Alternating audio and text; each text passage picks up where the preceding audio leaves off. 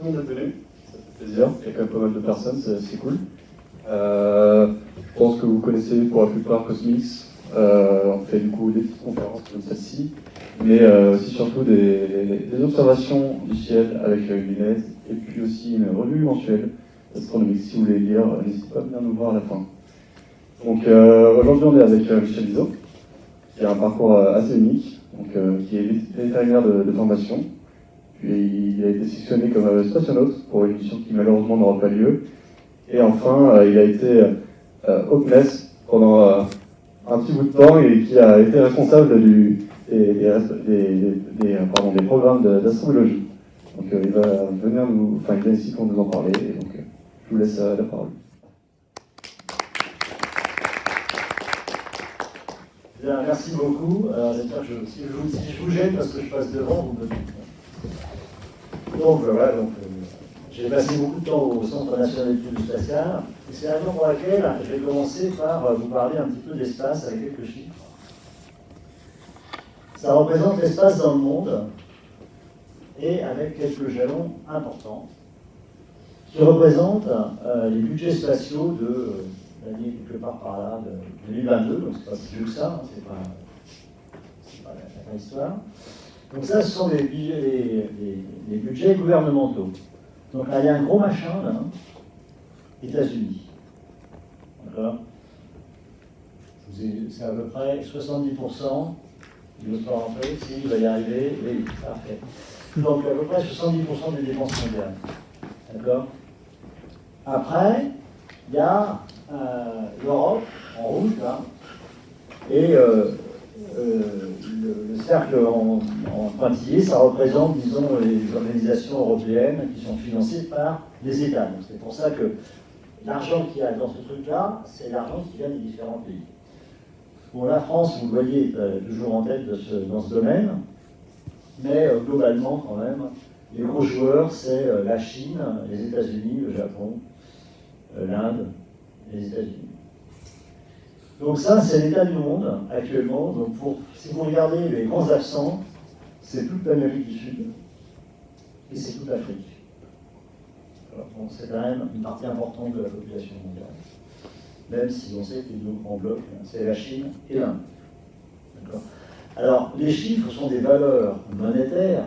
Et là, puisque vous avez des ingénieurs, il ne faut pas se laisser avoir simplement ces valeurs monétaires. Parce que le coût du travail en Chine n'a rien à voir avec le coût du travail aux États-Unis. J'étais à un repas un jour avec un PDG, parce qu'il manquait des gens, on l'a amené là-bas pour faire ça.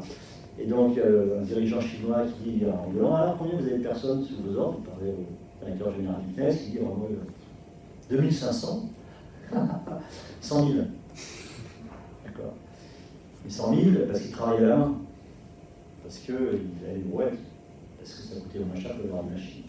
Donc il ne faut pas se laisser avoir non plus au miracle des chiffres.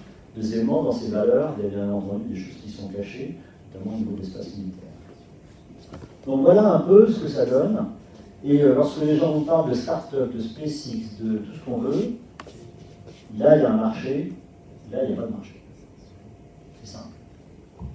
D'accord? Ça c'est le marché public. Aux États-Unis, il y a un marché privé en plus qui est important. En Europe, il y a un marché privé qui est minuscule. Et les marchés privés, les marchés qui sont identifiés comme étant des marchés privés, sont souvent en fait des marchés quasiment institutionnels comme le MEDSAT, comme le TSAT, etc. D'accord. Donc voilà, donc je pense que ça c'est quelque chose qui met un peu les choses en perspective. Et la deuxième chose qui met, la deuxième image qui met en perspective, ce sont les dépenses militaires. Les dépenses strictement militaires des États. Donc là, il y a pas beaucoup de gros joueurs, hein, il y a quand même toujours un très gros joueur. Et encore une fois, les États-Unis, là, elle a représenté 9 dixièmes par rapport aux autres. Elle a ratissé. Comment ça va être en place? Ce sont des données Euroconsulte qui sont très précieuses, évidemment très chères, mais elles sont très intéressantes. Vous voyez que là aussi, la France est un gros joueur, tout seul malheureusement. Et les gros joueurs, c'est la Russie, la Chine, le Japon. Et l'Inde, alors là, je peux vous dire que l'Inde, elle est vraiment, 100 millions de dollars, elle est vraiment sous-estimée. est-ce qu'une grosse partie de leur programme spatial militaire passe en fait sur le programme nucléaire militaire, parce qu'ils ont un voisin qu'ils n'aiment pas trop, et réciproquement, qui s'appelle le Pakistan. Donc, voilà. Donc ça vous donne une idée du spatial dans le monde. Et quand en Europe ou en France on joue les gros bras, on peut, devant notre place. Mais face aux autres, il faut rester quand même un peu discret, et même si on n'a pas de pétrole, on a beaucoup d'idées, c'est pas toujours suffisant, il faut quand même de l'argent derrière. En Europe, la France est la seule à avoir deux ambitions à ce jour. Un accès indépendant de l'Europe à l'espace. On a un problème de lanceurs, vous en avez peut-être entendu parler. Vous êtes dans des écoles d'ingénieurs, il est normal que vous ayez entendu parler. Si vous n'en avez pas entendu parler, c'est dommage. On a un problème de lanceurs parce qu'on n'a pas. Allez-y, allez-y. Parce qu'actuellement, l'Europe ne sait pas lancer quoi que ce soit. Elle n'a plus de lanceur, elle avait Ariane 5, elle n'a pas. Ariane 6 n'est pas encore prête. Elle avait Vega, elle l'a plus, parce qu'elle est en panne. Et il reste deux Vega à tirer. On n'a plus d'accès indépendant à l'espace en Europe. Ça ne nous empêche pas de rêver d'avoir des astronautes, d'envoyer même nous-mêmes des astronautes dans l'espace ou sur la Lune. Il n'y a pas de lanceur. On a un léger trou.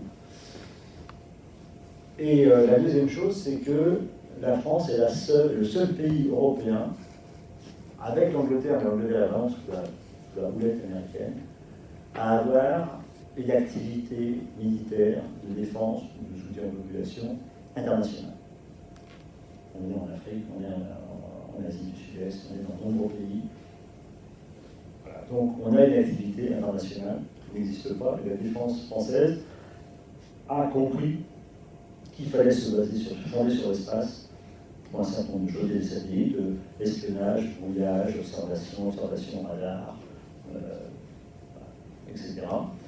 On n'a pas encore de satellites qui guident, soient capables de guider des armes offensives, ce que l'ont les Américains et les Chinois par exemple.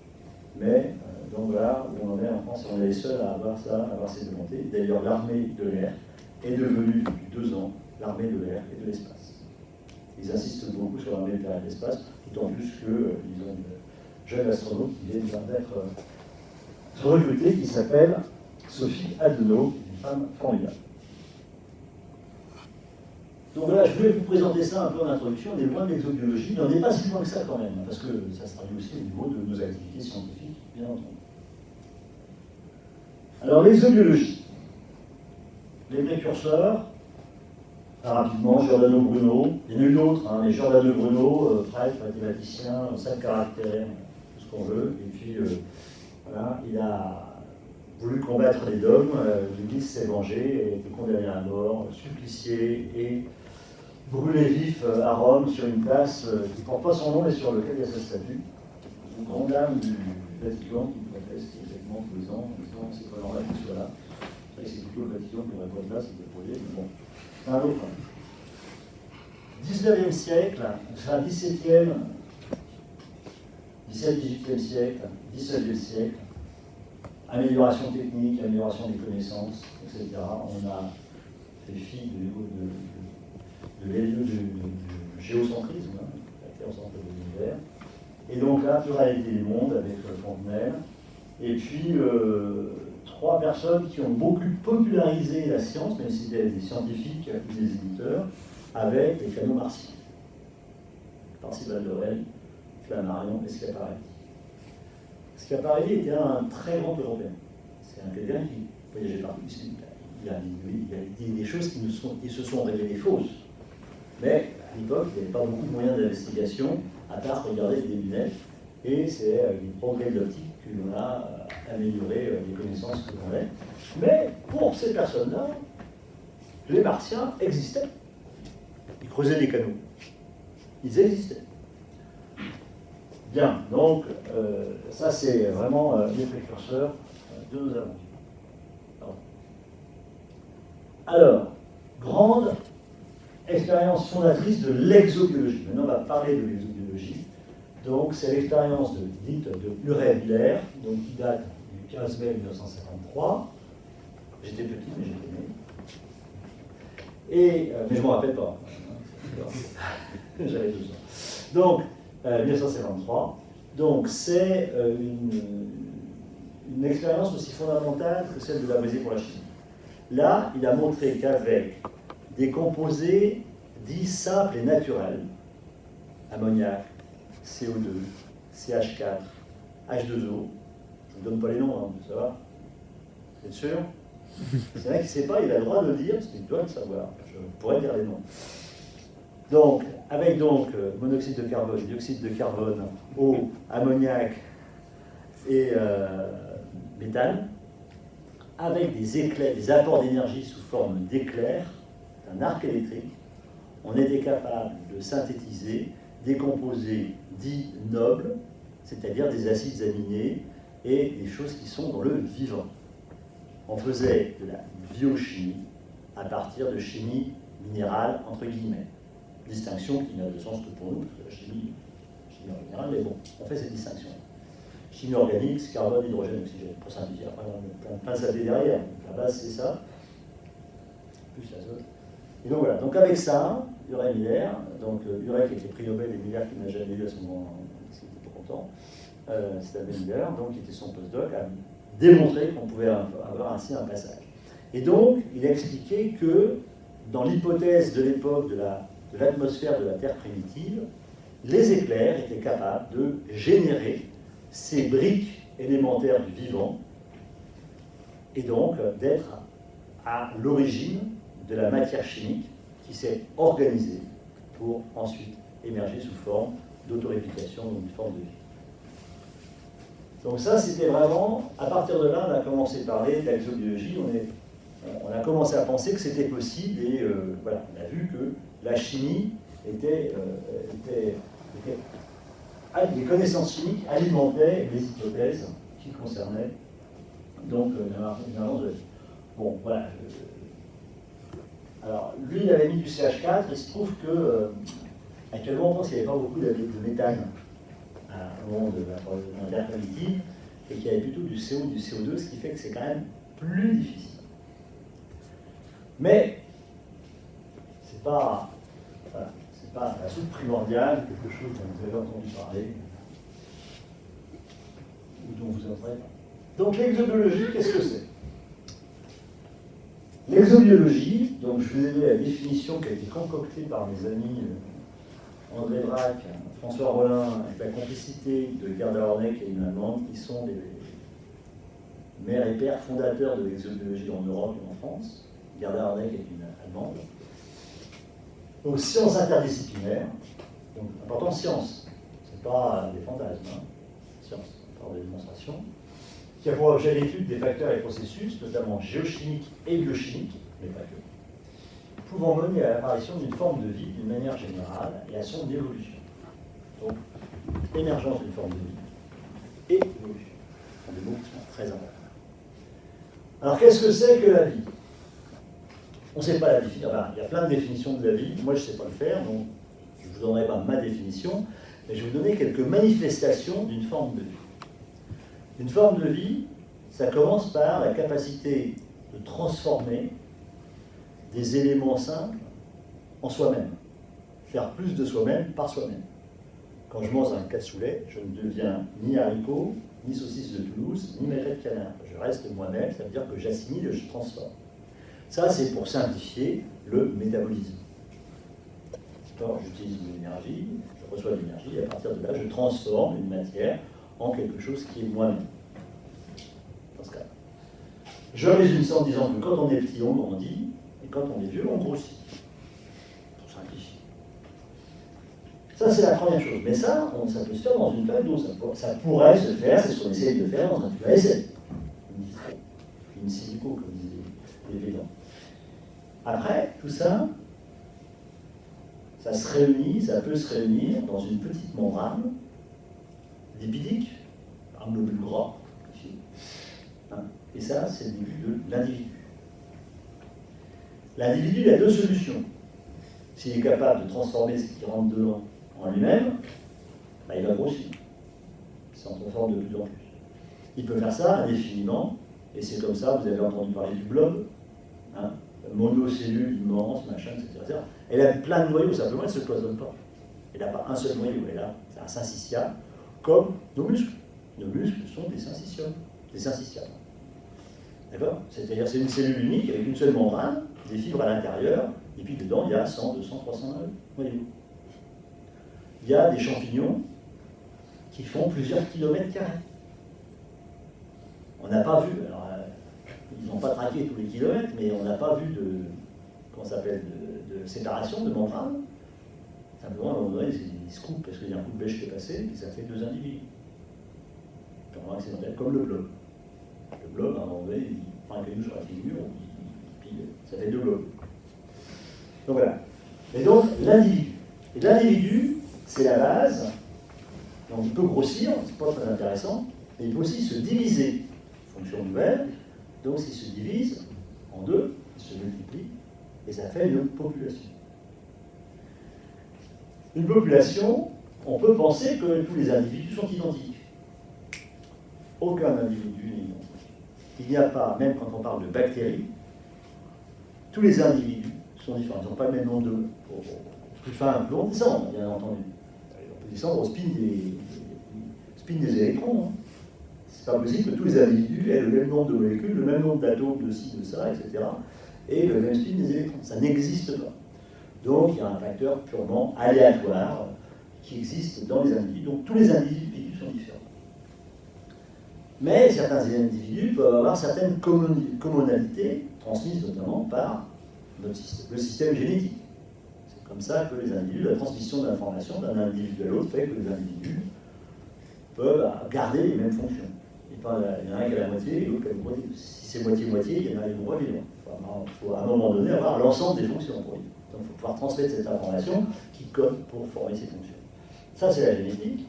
Et donc, c'est la prolifération. Donc, l'individu, la prolifération. Et qui dit prolifération, comme on a des individus différents, on rentre immédiatement dans la sélection darwinienne. Alors la sélection darwinienne, c'est pas un jour le petit chat qui dit « Ah, il fait froid, je vais mettre des gros poils ». C'est pas ça. C'est l'inverse. Il se trouve que dans une population, il y a des chats qui ont des petits poils et des chats qui ont des grands poils, ils ne sont pas pareils. Quand ils vivent dans votre appartement, ça n'est pas une grosse différence. Mais s'ils sortent dehors, à un moment donné, ceux qui ont des grands poils parce qu'il fait froid, ou ceux qui ont des petits poils s'il fait chaud, eh bien, je caricature un peu, ils vont avoir un avantage à la reproduction, un avantage pour se sentir bien, un avantage à l'accès à l'alimentation, etc. Donc petit à petit, ceux qui ont des grands poils vont prendre le dessus par rapport à ceux qui ont des petits poils. La sélection, c'est ça. Ce n'est pas les gens qui s'adaptent, ce n'est pas les animaux, les individus qui s'adaptent, ce n'est pas les populations qui s'adaptent. Non, c'est le milieu qui sélectionne dans une population donnée un groupe, petit à petit, un groupe d'individus qui ont un avantage compétitif pour l'accès à l'alimentation ou pour l'accès à la reproduction. Les deux vont souvent ensemble dans la nature. C'est bien clair ça, c'est bien. Il faut bien mettre la notion d'évolution et d'adaptation dans le bon sens, en sachant que, je suis très méchant, 90% des profs de sciences nat le disent avant. Il faut bien faire la différence.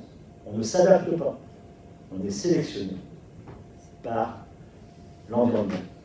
Et l'environnement, pour une bactérie, c'est le centimètre qui l'entoure.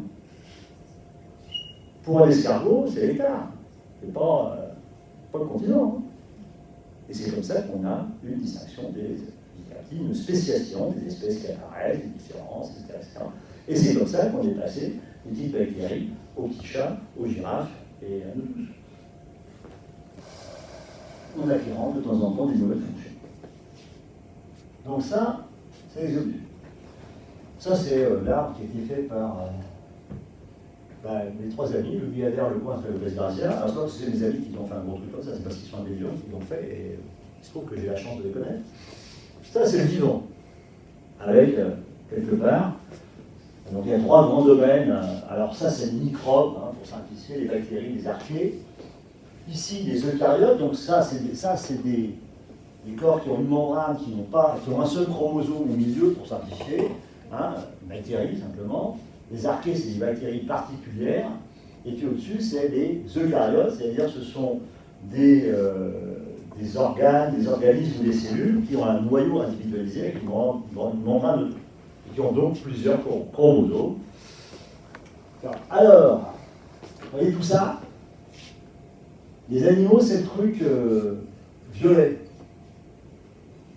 Et si on met les hommes dedans, l'espèce humaine, c'est un micro-chouïa de ça, c'est un demi-pixel, d'accord? Donc on est vachement intelligent, c'est sûr, mais on est quand même un demi-pixel de ça. La deuxième chose qu'il faut comprendre, c'est que l'évolution des individus, à un moment, dépend des autres. Parce que, à part quelques bactéries, quelques eucaryotes, quelques archéobactéries, tout le monde est hétérotrophe. C'est-à-dire qu'on est obligé de manger du vivant, des produits qui viennent du vivant. Nous, on ne peut pas manger des cailloux, on ne peut pas assimiler le méthane, l'eau, l'ammoniac, etc. Ça ne marche pas comme ça.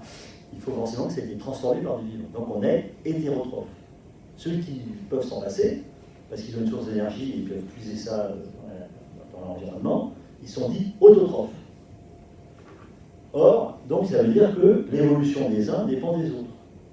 Donc le rêve d'avoir une espèce humaine vivante, partant pour l'infini dans un milieu fermé, tout seul, avec 3 espèces différentes, ça n'existe pas.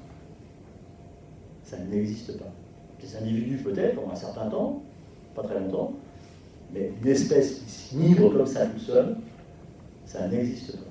Les ferronnages de Noé, on en parlera plus tard, c'est un peu plus compliqué.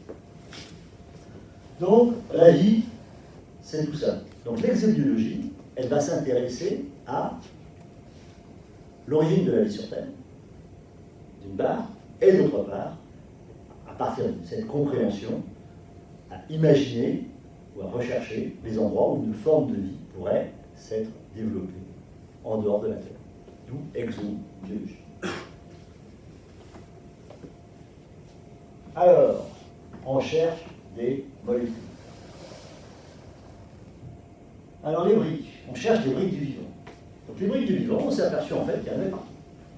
Il y en avait dans le milieu interstellaire. Là où se forment les étoiles, machin, il y a énormément d'énergie, il y a énormément de produits, de composés, d'éléments chimiques qui se combinent et qui forment des briques du vivant. On a été capable d'identifier par spectrographie, on a été capable d'identifier un certain nombre de molécules. Actuellement, on connaît à peu près 200 dans ce milieu interstellaire, et parce qu'il y en a d'autres qu'on ne sait pas détecter. Puis il y en a, on ne sait pas les identifier, hein, parce que le spectre, c'est pas une forêt, c'est un buisson incompréhensible, donc de temps en temps, on est capable d'identifier quelques composés, mais il y en a d'autres qu'on ne sait pas identifier. Donc il y en a plein. L'espace interplanétaire, donc interstellaire, c'est entre les étoiles, d'accord, et dans les galaxies. L'interplanétaire, c'est dans notre système solaire. Donc là, il y a des petites choses, vous la reconnaissez, hein, ça s'appelle la comète Churyumov-Gerasimenko.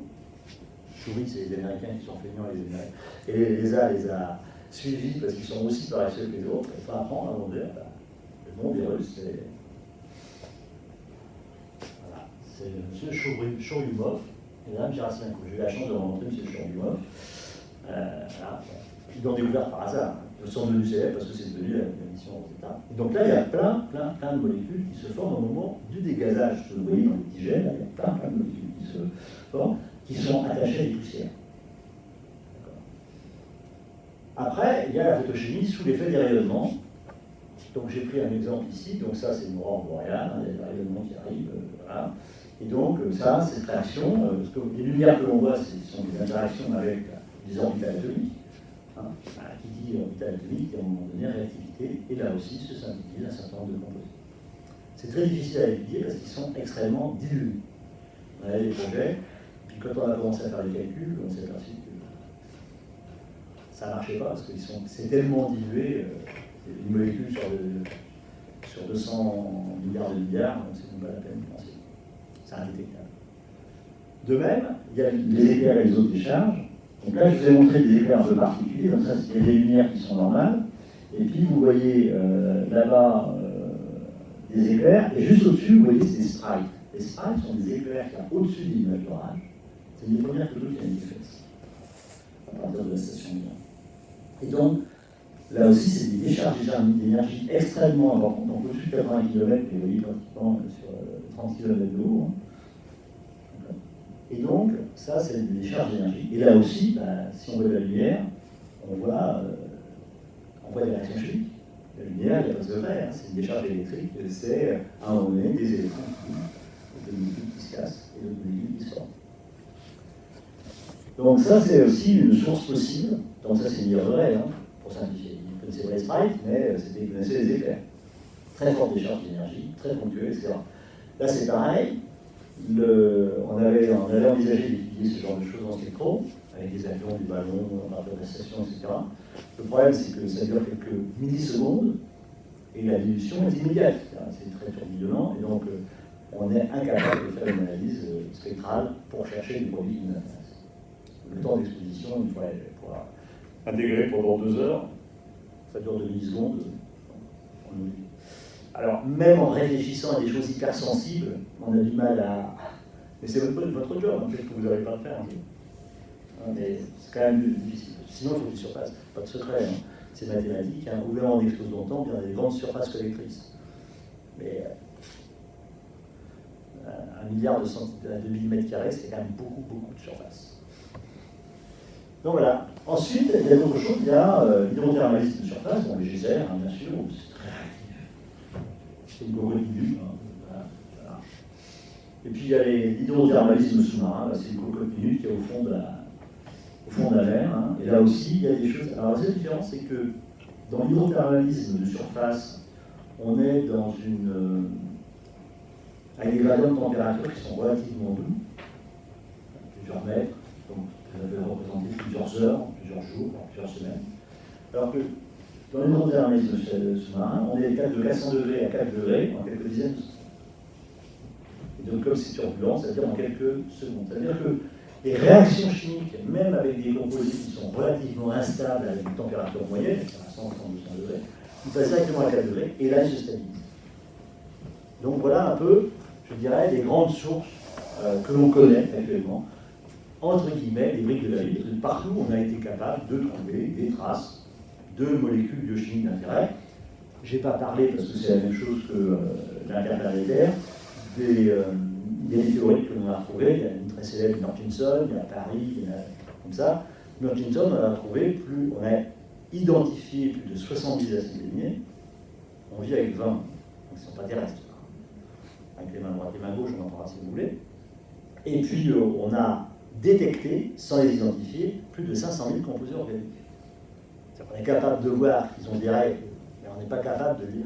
Le problème, si vous voulez, c'est que quand on a une règle, elle peut représenter 50 composés différents.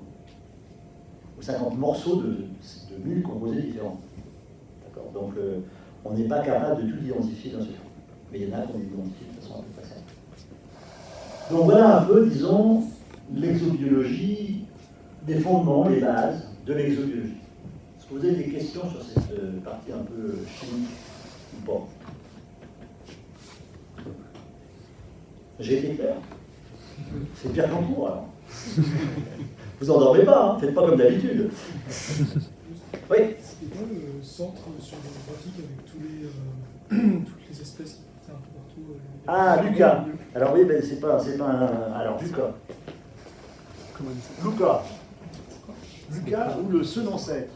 Pardon, je suis sorti du ancêtre. Ça. On revient. Le centre. Alors, ici. Donc, petit détail supplémentaire. La vie, c'est ça. Toute la vie qu'on connaît sur Terre. Toute la vie. Elle est codée par 4 lettres. Les 4 lettres de l'ADN. Il y en a une 5e qui est l'uracile qui remplace la thymine dans l'ARN. D'accord? Sinon, c'est 4 lettres. Tout ce qu'on connaît. Tout. 4 lettres. Adénine, gosine, thymine, cytosine.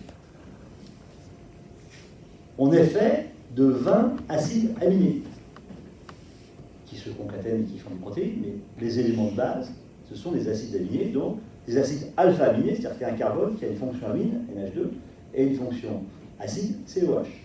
C'est avec ça qu'ils se enchaînent les uns avec les autres, et puis ils ont derrière un radical, on appelle, qui a un hydrogène, ici, il y a après 2, 3, 4, 5, 10 atomes de carbone qui sont derrière des CH, des CH2, des CH. Il y en a quelques-uns cycliques. Il y en a qui ont en plus de ça un petit souffle qui traîne au milieu. Ça, 20. La bactérie, la girafe, nous, l'abeille, pareil. On va simplifier. Des lipides, il y a 3, 4, 5, allez, mettons 5 acides gras essentiels, en C16, C17, C18, C20, et puis le glycérol. Triglycéride, donc un glycérol, et il n'y a pas de problème. Ouais, comme un ordre. Donc, voilà. Donc, bon, après, donc les lipides, les protéines, les sucres. Les sucres. Les sucres, bon, grosso modo, il y a du glucose, du fructose, après ça s'enchaîne, ça se met comme ci, comme ça, et ça fait fonctionner le système. Les gros éléments que nous utilisons, ils sont relativement simples. Les gros composés, un peu complexes que l'on utilise, mettons qu'il y a une centaine, 150, c'est pas énorme. Et c'est partagé dans toutes les espèces. Pas forcément tous tout le temps, en tout cas, c'est les mêmes. Bon, après, il y a des gaz particuliers, il y a quelques vitamines qui s'y mettent, etc. Mais je dirais que là, vraiment, le gros truc de la base, c'est ça. Deuxièmement, notre système de transmission d'information, c'est l'ADN. C'est le même partout, sauf dans certains virus qui ont que de l'ARN mais qui transforment tout de suite en ADN. Le virus du sida, par exemple. Les cycles énergétiques, cycle de Krebs, vous avez peut-être entendu parler, même si c'est moins dans vos esprits, non? Ce qui transforme le sucre en énergie par le cycle ADP-ATP, adénosine diphosphate en adénosine triphosphate. C'est ça qui nous fait marcher, qui nous fait penser, qui nous fait réfléchir, qui nous fait écouter de la musique. Ben voilà, c'est ça. C'est ADP-ATP. D'accord? C'est pas l'aéroport de Paris. C'est adénosine diphosphate. Et ça, c'est dans tout ce qui est vivant. Alors, et de temps en temps, il y a des voies secondaires qui peuvent apparaître, mais celle-là, elle est toujours. Pour la dégradation des graisses, ce qu'il faudrait d'ailleurs, c'est l'hélice de Lincoln, donc c'est des gens, c'est le nom du gars qui a découvert, donc Krebs, qui est la dégradation des acides gras les uns après les autres.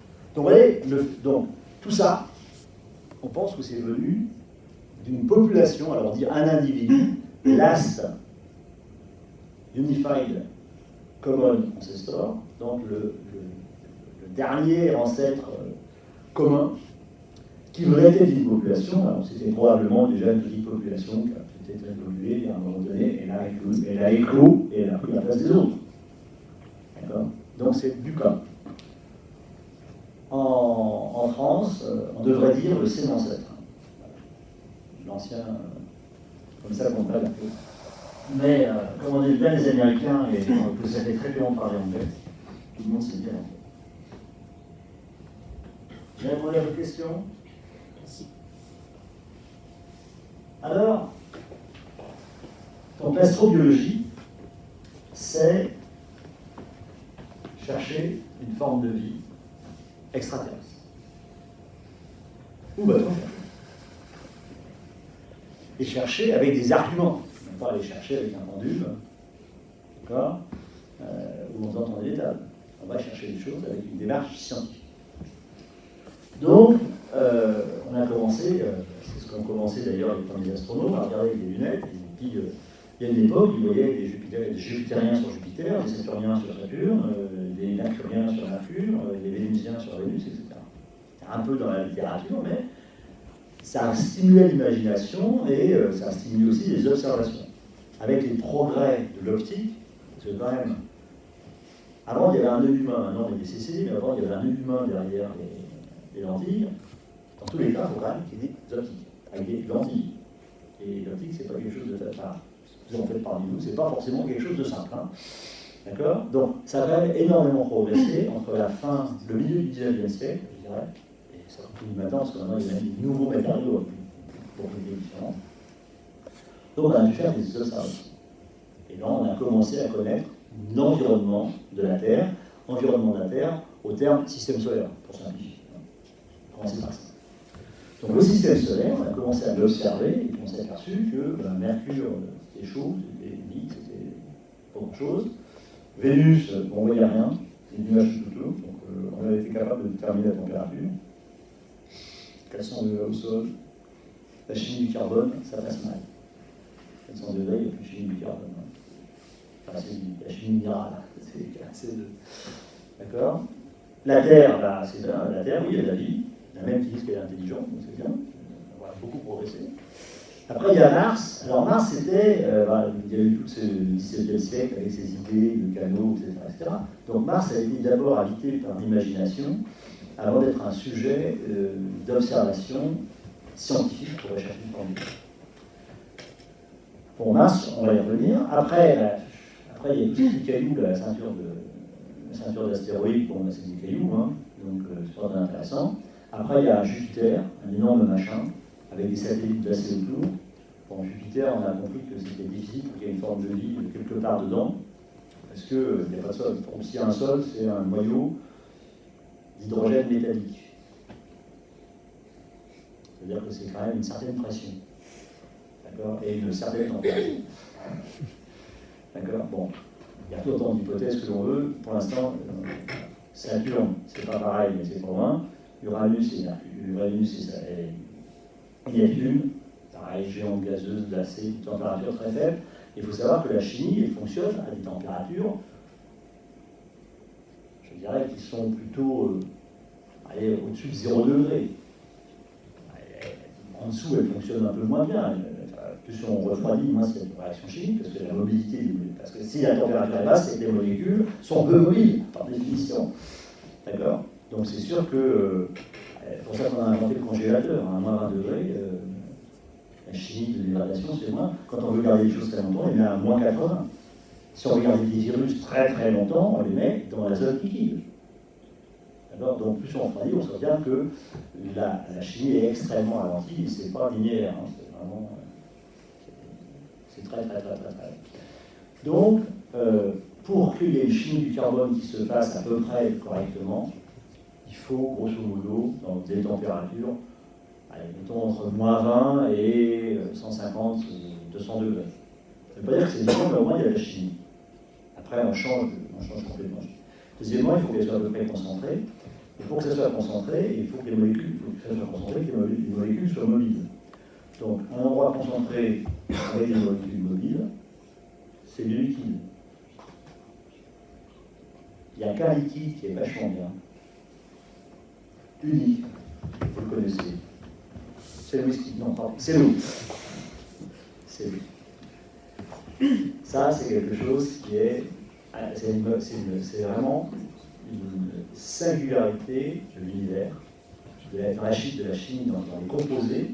H2O est vraiment un composé qui est extrêmement particulier. Il y a encore des centaines d'équipes qui utilisent H2O. Comment elle se met comment elle s'organise, même dans les pellicules, etc. Mais il n'y a que cette molécule qui a une stabilité qui est relativement grande, sur 100 degrés, en étant liquide, à pression normale. Des pressions plus importantes, elle est liquide plus longtemps. Pas en dessous de 0, mais elle peut monter au-dessus de 100 degrés, bien sûr.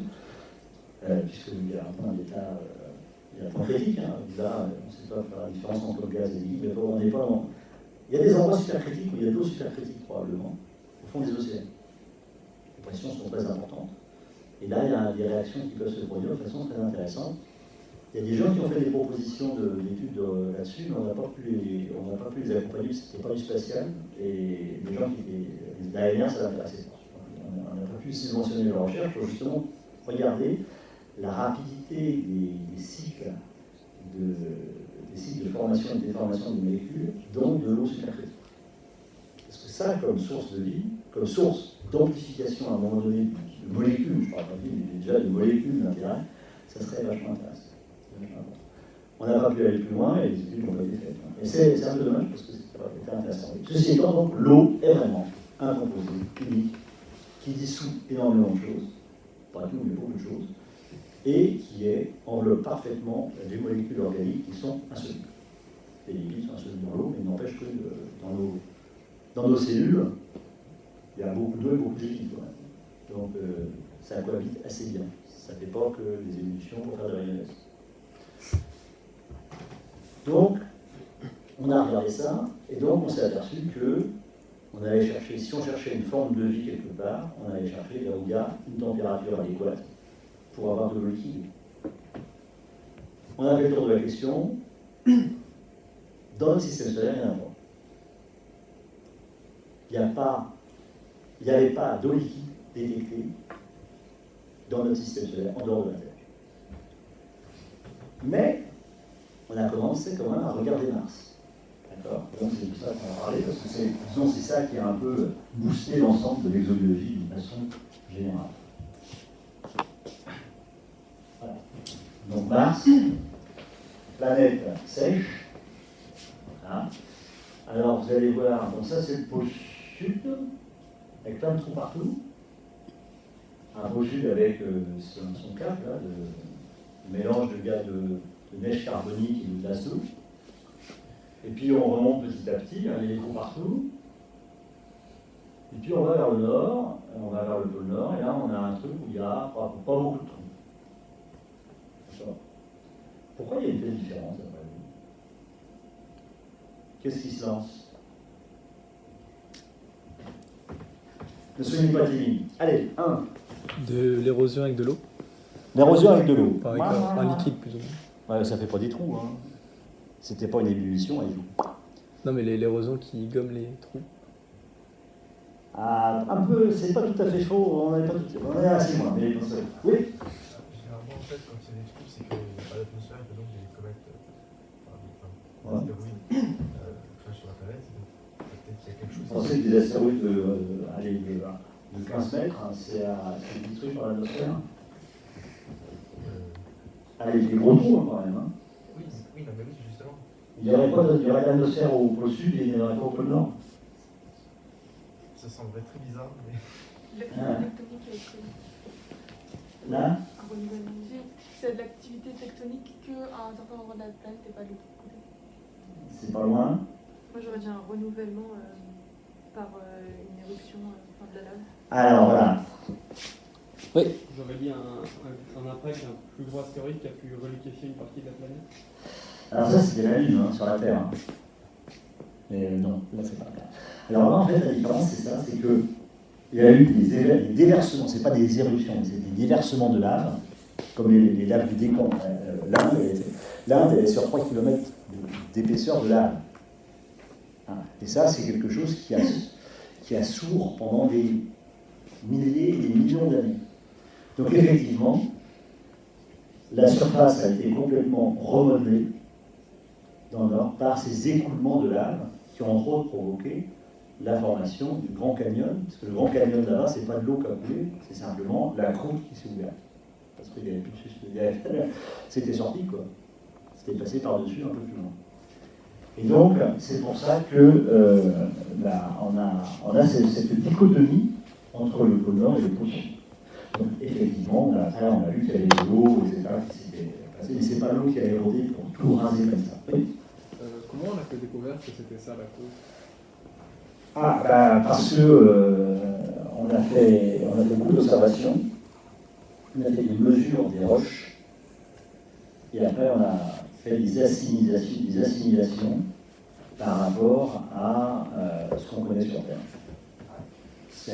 C'est un mélange d'hypothèses et de vérifications. Toute la science, hypothèse, vérification, hypothèse, vérification, hypothèse, vérification.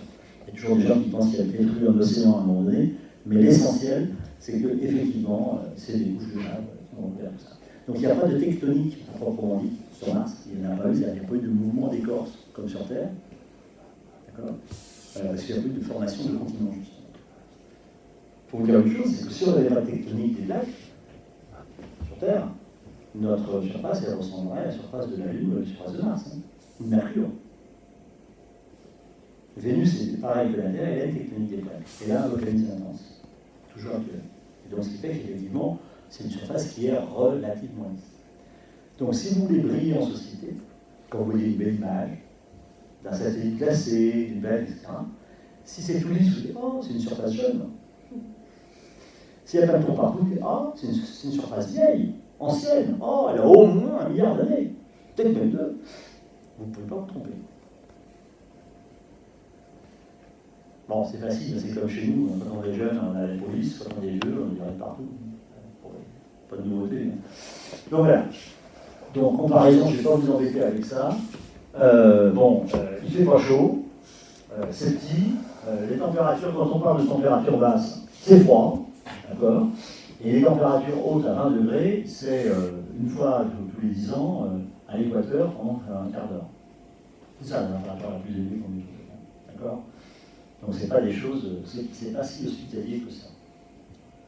Voilà, et sa distance à la Terre varie entre 55 quand elle est plus près et 400 millions de kilomètres quand elle est de l'autre côté du Soleil et par rapport à nous, quand on est en opposition. D'accord. Terme que vous, les astronomes amateurs ou non connaissent. D'accord. Alors ce qui est intéressant, c'est les gaz, parce que Mars est une planète qui a pratiquement pas d'atmosphère, puisque la densité elle est extrêmement ténue, sa densité est sa pression est un millième, un centième de l'atmosphère, un centième à peu près de l'atmosphère terrestre, puisqu'on est entre 6 et 13 millibars, alors que nous on est à 1013 millibars, bien d'accord, pas un centième, et sa composition est une composition extrêmement bizarre, puisqu'elle est largement, très très largement dominée par le gaz carbonique. Il y a de l'argon, il y a plus d'argon que d'azote. Et, après, il y a pas de santé. Et on va parler du méthane tout à l'heure, parce que là, le méthane, c'est un grand débat martien, de toute façon. Mais disons que, voilà, on a connu tout ça, on a fait des mesures de spectro, et puis surtout, après, on a fait des explorations robotiques, d'abord avec des orbiteurs autour de la planète Mars, et là, on a commencé à trouver des choses qui nous intéressaient beaucoup. Alors, le méthane, je veux dire que c'est un gros débat. Pas très loin d'ici, d'ailleurs. Donc, méthane est notre organe méthane. Donc, il y a deux instruments qui sont capables de mesurer le méthane. Il y en a un qui est au sol, qui s'appelle SAM, qui est un instrument américano-français, qui est sur le rover Curiosity, dans lequel il y a une équipe française, qui est notamment avec Caroline Fraissinet, qui est à Saint-Quentin. On a ensuite le TGO, 13 Gas Orbiteur, qui est un satellite de l'Agence spatiale européenne, qui a été lancé en 2016, et qui est fait pour justement, avec un instrument russo-français et un instrument belge. Les deux instruments différents qui mesurent effectivement la composition de l'atmosphère. Pas exactement la même machin. Et ces instruments, donc ACS pour le français, dans le russo-français, donc il y a des Français qui sont aussi à Saint-Quentin-d'Isée, Montbessin, et ils sont tous les deux à 2 bureaux de début, ils sont franchement à 2 portes de différence. ACS a trouvé du méthane, les Américains. L'équipe américano-française a trouvé du méthane à une certaine concentration 3 fois, à 3 occasions différentes. C'est joli, si vous avez trouvé du méthane, à ce que vous dites, je dois le voir. Je le vois pas. Comment cela se fait? Et là, on a une vraie discussion scientifique, qui n'est pas résolue aujourd'hui.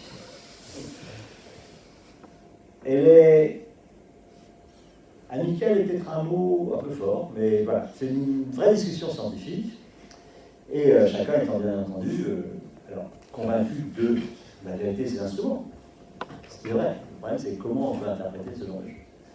Et donc le méthane, alors pourquoi c'est important le méthane? C'est qu'en fait, le méthane est donc une molécule, CH4, qui est détruite en grosso modo 80 ans, enfin, la moitié, elle a une demi-vie de 80 ans à peu près dans une atmosphère de type atmosphère martienne. Donc si je trouve du méthane maintenant, ça veut dire qu'on en produit maintenant. Il ne peut pas dater d'il y a 1 milliard d'années, c'est pas possible. On n'est pas capable, même si c'était une atmosphère complète de méthane, elle aurait disparu aujourd'hui, il arrive 80 ans de vie. D'accord. Pas d'accord. Si, totalement. D'accord. Une demi-vie de 80 ans, en 800 ans, ça fait 1 à la puissance 10. D'accord, etc. Il ne reste pas grand-chose à la fin.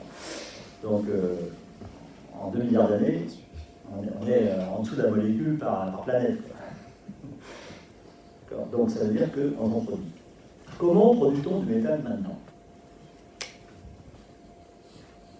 Je résume, il y a deux solutions, soit les vaches, soit les volcans. Les vaches, il y en a pas. Et quand on parle des vaches, on ne parle pas des vaches. On parle des microbes qui sont à l'intérieur des vaches. Dans la réponse des vaches, on parle bactéries. C'est la même chose si vous allez dans le marais Poitevin, vous avez vu les gens mettre le feu au lac. Ils touillent la base, ils mettent un briquet, pouf, ça s'enflamme. En fait, ce sont des bactéries méthanogènes qui se développent dans la base, de façon anaérobie. Quand on agite, le méthane sort, et puis les bulles de méthane, on les enflamme. C'est la même chose que ce qui se passe dans la panse des vaches. D'accord? C'est une activité microbienne. Donc il y a des microbes qui, effectivement, sont capables de produire du méthane. La deuxième façon de produire du méthane de façon aussi abondante sur une planète, c'est le volcanisme avec le phénomène de serpentinisation, avec le passage de CO ou de CO2, d'H2O, sur des roches qu'on appelle des serpentines qui sont chauffées à 300 degrés. Donc, qu'est-ce qu'on cherche? On va chercher soit des formes de vie, mais on n'a pas trop jusqu'à présent, soit on va chercher des points chauds. Parce que s'il y a un truc à 300 degrés qui libère du méthane, on doit être capable de voir des points chauds. Si on fait une mesure thermique, même si le point chaud il est 200 mètres sous terre, on va le voir. On n'a pas trouvé de point chaud. On n'a pas trouvé de bactéries non plus. Donc on s'interroge beaucoup sur d'où vient ce méthane. S'il y a du méthane, d'où il vient. Et donc, pour les exobiologistes, s'il y a du méthane, il y a la vie. Résumé un peu rapide, hein, mais donc disons que c'est au moins un stimulus important pour aller chercher une forme de vie martienne, un argument pour continuer à chercher. D'accord? Donc voilà d'où vient l'importance scientifique du méthane. Bon, passer sur le résultat.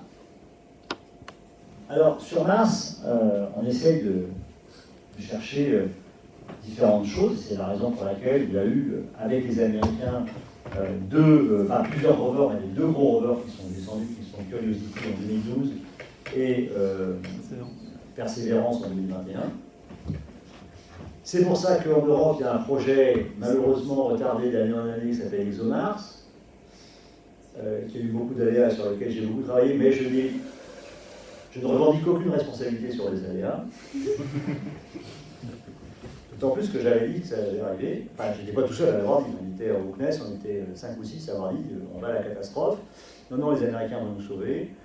On va à la catastrophe. Non, les Russes vont nous sauver. On va à la catastrophe. Et on est dans la catastrophe. Donc on a un magnifique rover qui existe. On ne sait pas le poser, on ne sait pas le lancer. Et il est en train de vieillir. Et on a le choix, problème d'ingénieur très simple. Dedans, donc c'est un rover compliqué avec des instruments, etc. Et dedans, il y a des consommables à vie limitée. Mais ils sont au fond du cœur, du milieu du rover, parce que normalement ils étaient censés partir et on n'était pas censé les changer. Donc si on les change, il faut démonter l'ensemble du rover. Quand je dis démonter, c'est le moteur de votre 308, toutes les pièces séparées. Sur un moteur comme ça, sur un engin comme ça, il y a pratiquement plus de risques à remonter, parce qu'il faut tout refaire. Deuxièmement, on va s'apercevoir que même en démontant, on va casser des pièces. Qu'il va y avoir des pièces qui vont être obsolètes. Qu'il va y avoir des oxydations qui ne vont pas avoir lieu, parce que normalement, il fallait fonctionner depuis déjà 5 ans. Donc, même si on a pris beaucoup de précautions, etc.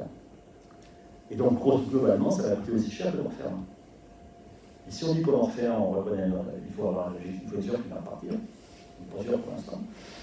Et deuxièmement, ça coûte énormément d'argent alors qu'on prétend que le démonter, ça va coûter moins cher.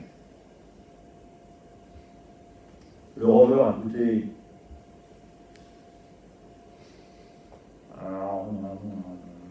allez, 900 millions d'euros. On dit que pour le démonter et le remonter, ça va coûter que 200 millions d'euros. Bon. Généralement, ça loupe, on est à 400, machin, et des risques associés, et sans compter les pièces électroniques, etc. Et le problème, c'est que même si on veut changer certains composants, notamment les composants électroniques, on ne les trouve plus. Le problème de l'obsolescence, qui est au cœur, là, ça doit être au cœur de vos préoccupations d'ingénieur d'une façon générale, programmée ou pas, l'obsolescence, elle existe. essayez de retrouver une batterie de smartphone il y a 3 ans ou 5 ans, vous ne trouvez plus, elle n'existe plus. Alors, en faisant de l'archéologie au fin fond de quelques revendeurs indiens, on peut trouver quelque chose, mais ça ne veut pas être bon. Donc c'est quelque chose qui est extrêmement réel. Donc on est face à un véritable problème, puisque normalement ça devait être lancé quand j'ai commencé à travailler sur le programme $, j'étais au départ, en 1999. D'accord. Il devait être lancé en 2009, 19. Demain. Après 2011, 2013, 2016, 2018, 2020, 2022, guerre en Ukraine, on lance pas. Et maintenant, peut-être 2028, peut-être 2030, par les Américains, s'ils sont gentils. Donc les Américains, ils ont dit pour qu'on n'aille pas voir les Chinois, qu'on n'aille pas voir les Indiens, ils ont dit oui, on va s'occuper de vous. Puis dans 3 ans, ils vont dire écoutez, on a un problème budgétaire. Ils ont déjà fait le coup pour la première fois, donc c'est voilà. Donc on est vraiment dans une situation extrêmement délicate et très difficile. Bon, quoi qu'il en soit, donc, on a des questions scientifiques, on essaie d'y répondre, avec, cherchant l'histoire de la géologie martienne, l'exploration des plus anciens sédiments. Donc on va aller, les plus anciens sédiments, c'est embêtant parce qu'ils sont dans la partie sud, ils sont dans les parties les plus hautes. Et quand on va atterrir sur Mars, comme il n'y a pas beaucoup d'atmosphère, on préfère atterrir dans la partie nord, là, c'est le plus bas. C'est plus de trajet à travers l'atmosphère, et comme vous le savez, plus on descend, plus l'atmosphère est dense. Pour freiner avec un parachute, c'est ce qu'il y a quand même de plus commode. Donc on est devant des problèmes qui sont importants. Donc quelles que soient les découvertes, et il y en aura, le méthane n'est pas la plus importante, mais il y aura beaucoup de découvertes, quelles que soient les découvertes, elles seront amplement discutées. Parce qu'il y a des tenants de la vie et des tenants de l'absence de vie sur Mars. Donc Mars est vraiment l'objectif premier de... Alors, je vais vous passer ça. Là, c'était l'histoire d'aller sur Mars. On pourra en parler si vous voulez dans la discussion. Là, je vais revenir un peu sur la vie. C'est que, comme je vous disais, la vie, elle est faite de composés relativement simples. Elle est surtout faite avec des éléments relativement simples. Le fameux SHNOPS, carbone, hydrogène, azote, oxygène, phosphore et soufre. D'accord. Donc ça, c'est vraiment 80. Ah, non, parce qu'il y a le calcium qui pèse lourd quand même, avec son phosphate. Mais ça fait quand même une grosse partie de ce qui est vivant. Notamment H2O, enfin, on a quand même 70% d'eau. Donc H2O, oui, effectivement, on peut dire que c'est 80% de notre vie, tout ça. Après, il y a quelques éléments fondamentaux, les alcalins et les alcalinotéreux. Ça, c'est des choses qui sont fondamentales, notamment pour la transmission d'un flux nerveux, tout ce qui est transmission d'électricité, etc., etc., et pour les échanges osmotiques d'une membrane à l'autre. Donc, c'est quelques éléments qui sont importants. Après, il y a tout un tas d'éléments qui sont ici. Le chrome, le manganèse, le fer, le cobalt, le nickel, le cuivre, le zinc. Et qui servent à très petite dose, ou parfois infinitésimales, mais qui sont fondamentaux parce que ce sont eux qui rentrent dans les métalloprotéines. Alors, qu'est-ce que vous connaissez comme métalloprotéines? L'hémoglobine. Et le fait d'avoir un métal qui est au sein qui est uniquement tenu par une liaison de type liaison hydrogène, c'est simplement une liaison qui n'est pas covalente. Ça abaisse la capacité réactive de la molécule. On a une grosse molécule, et dès l'instant où elle a un métal au milieu, elle est capable de réagir beaucoup. Ses forces de liaison sont plus faibles, elle réagit immédiatement avec notamment l'oxygène. D'accord. C'est valable pour tout un tas d'enzymes, tout un tas de transporteurs d'électrons à l'intérieur du corps qui font qu'on a une chaîne respiratoire dans chacune de nos cellules. Donc ça, c'est des points très importants. Et puis, en plus, il y a le sélénium qui devrait apparaître tout de suite après. L'arsenic, le sélénium. Et après, il y a tout un tas de choses qui sont vachement importantes aussi, puisque c'est les ions négatifs. C'est le fer, le chlore, le brome et le iode. Le brome, pas trop, un tout petit peu quand même, mais surtout le fer, le chlore et le iode. Donc la vie, c'est ça. Donc c'est ce que je vous disais au départ, Homo sapiens, donc un petit morceau là dans le truc rose, un demi-pixel là-dedans, il ne peut pas vivre sans les autres. Ça, c'est clair. Donc très rapidement, parce qu'on va passer un peu à la discussion, quand même, ça sera plus rigolo. Donc voilà, je vais vous montrer cette photo parce que vous savez ce que c'est. Il y a un trou noir. Photo faite à partir de la station Mir, le 19 août 1999. Comment? C'est un incendie? C'est pas un gros volcan, quoi. C'est pas un gros volcan. C'est une éclipse. Ça, c'est l'éclipse de 1999. Alors, j'aime la montrer pour plusieurs raisons. Parce que c'est le genre de vue qui permet de stimuler votre imagination et votre observation. Qu'est-ce que je vois sur cette photo? Je pars du haut et je descends. Donc, qu'est-ce que je vois? C'est noir. En haut. En haut, à gauche, c'est noir. D'accord? Quand je descends, je vois deux petits points blancs que je vais bêtement assimiler à des étoiles. Bon, peut-être moins de vue. Ensuite, qu'est-ce que je vois? Je vois quelque chose qui est un petit liseré bleuté. D'accord? Voilà, en dégradé lentement.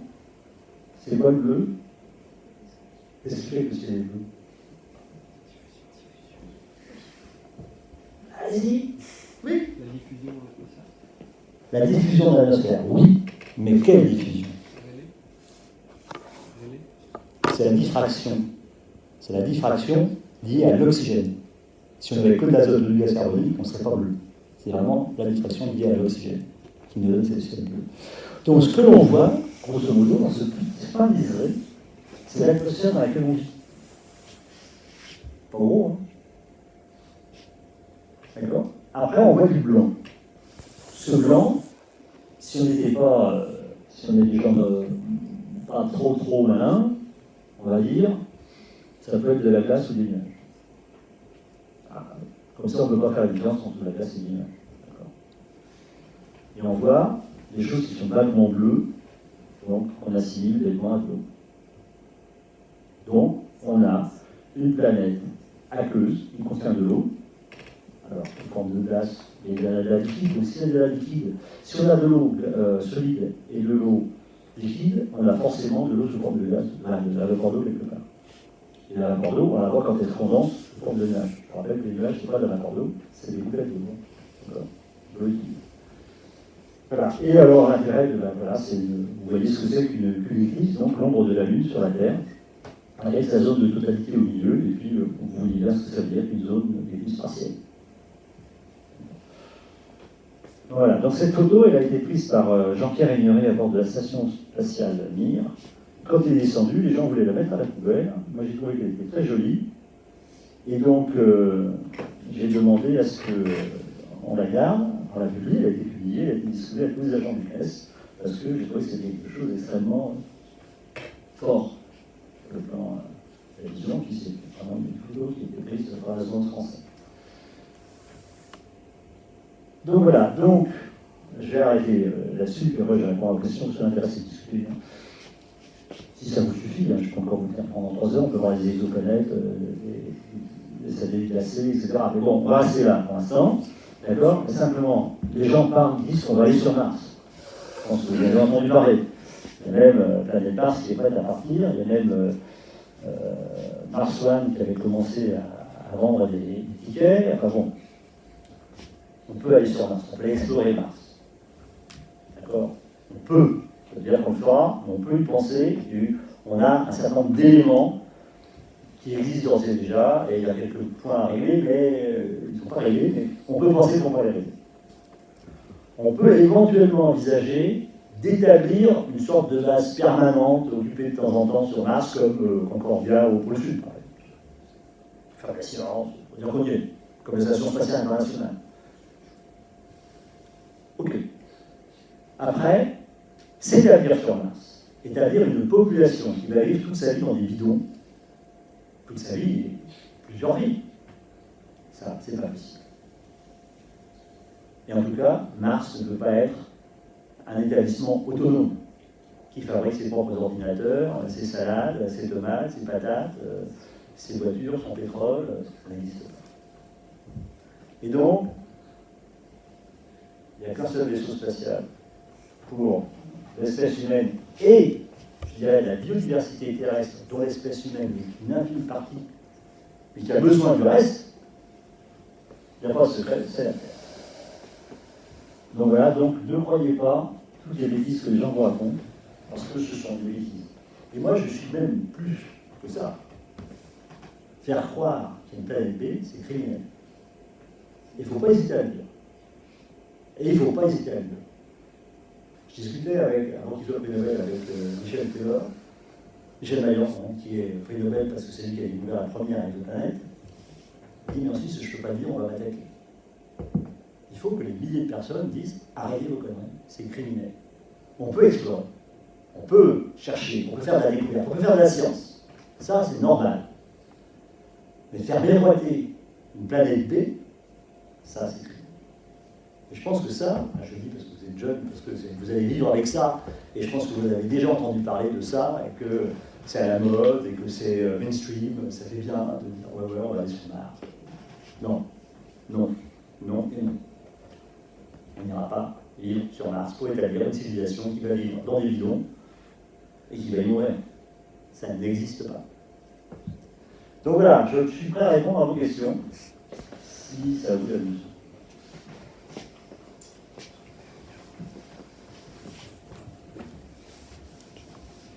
Je vous ai coupé la chic.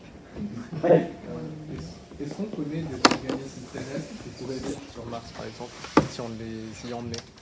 Alors, est-ce que les organismes terrestres pourraient vivre sur Mars? Je bouge trop, c'est ça.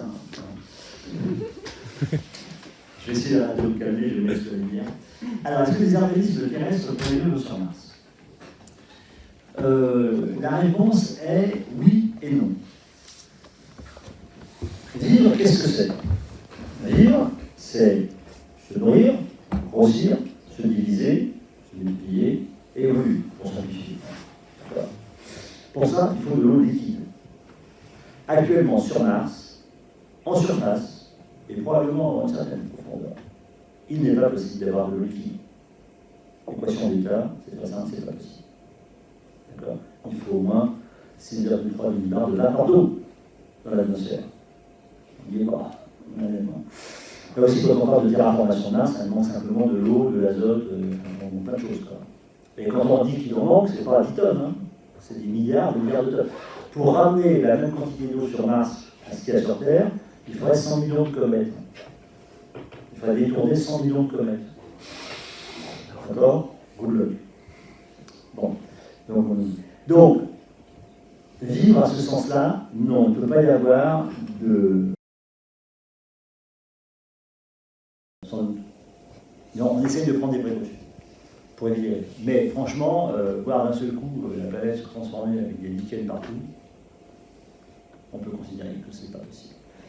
Un deuxième facteur, c'est que comme il n'y a pas d'atmosphère, les ultraviolets y arrivent. Il y en a moins qui arrivent, puisqu'on est plus loin, d'accord. Mais il y a beaucoup d'ultraviolets qui arrivent, et les ultraviolets ont quand même un effet stérilisant évident.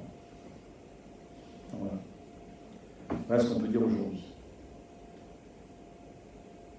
Qu'est-ce que vous pensez de ce que certains capitaines d'industrie disent sur le fait de mettre des industries lourdes sur justement des planètes B comme Mars ou même sur... À mettre des industries lourdes sur Mars ou sur la Lune? La réponse, c'est lourd. C'est lourd. Un kilo sur la Lune, c'est 100 000 €. Hein. Alors, il y a, deuxièmement, moi je ne suis pas devin, d'accord? Je ne prétends pas l'être. Et je ne peux parler qu'avec les connaissances et la technologie qu'on a aujourd'hui.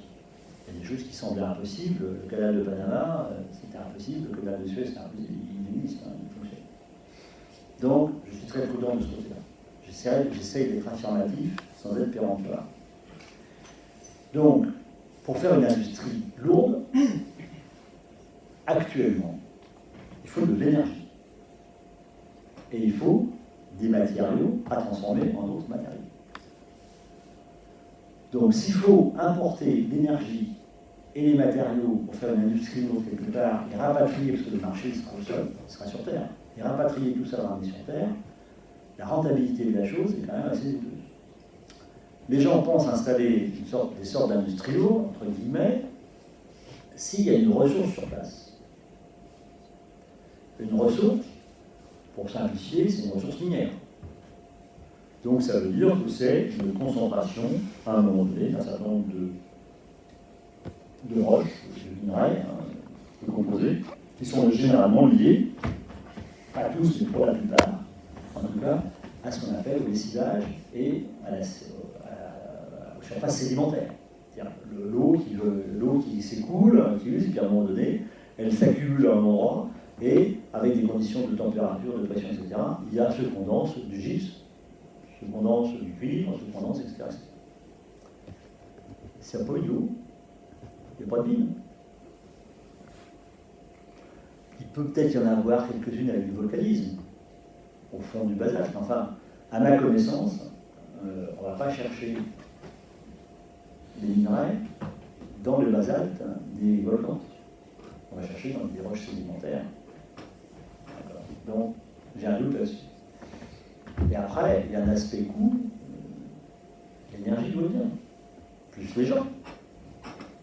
Parce que on rêve d'intelligence artificielle. J'étais à une réunion sur l'intelligence artificielle à l'Académie de la Paris.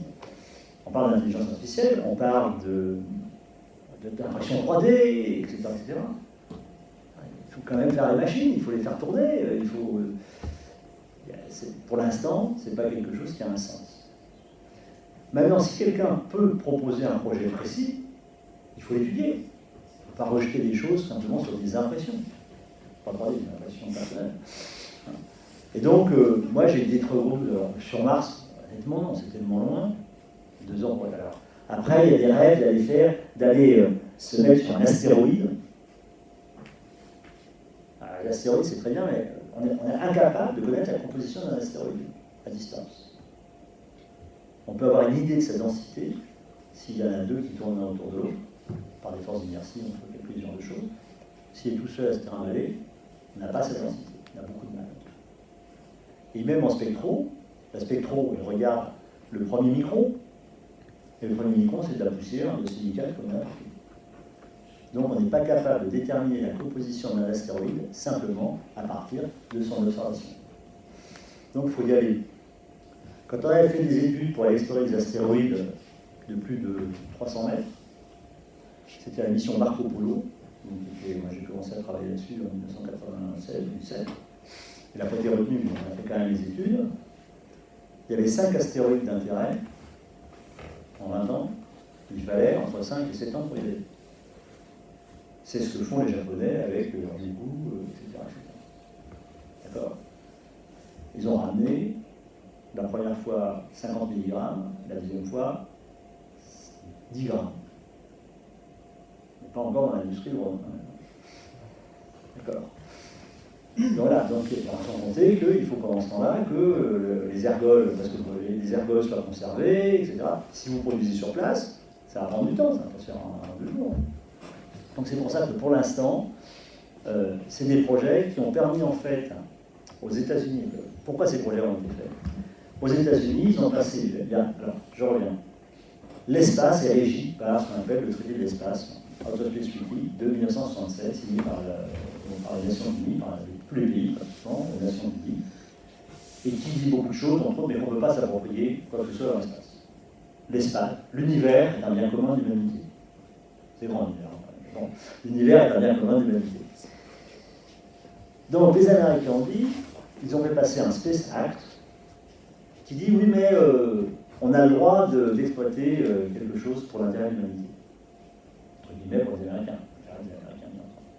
Et donc les sociétés privées sont autorisées à exploiter, pour les États-Unis, c'est pas un traité international, c'est un traité national, sont autorisées à exploiter les corps célestes. Immédiatement, un très grand pays spatial, le Luxembourg, a envoyé le corps. Je ne plaisante pas. Et donc, il a été créé une mining company, le Luxembourg, pour creuser la Lune. Mais ça ne suffisait pas.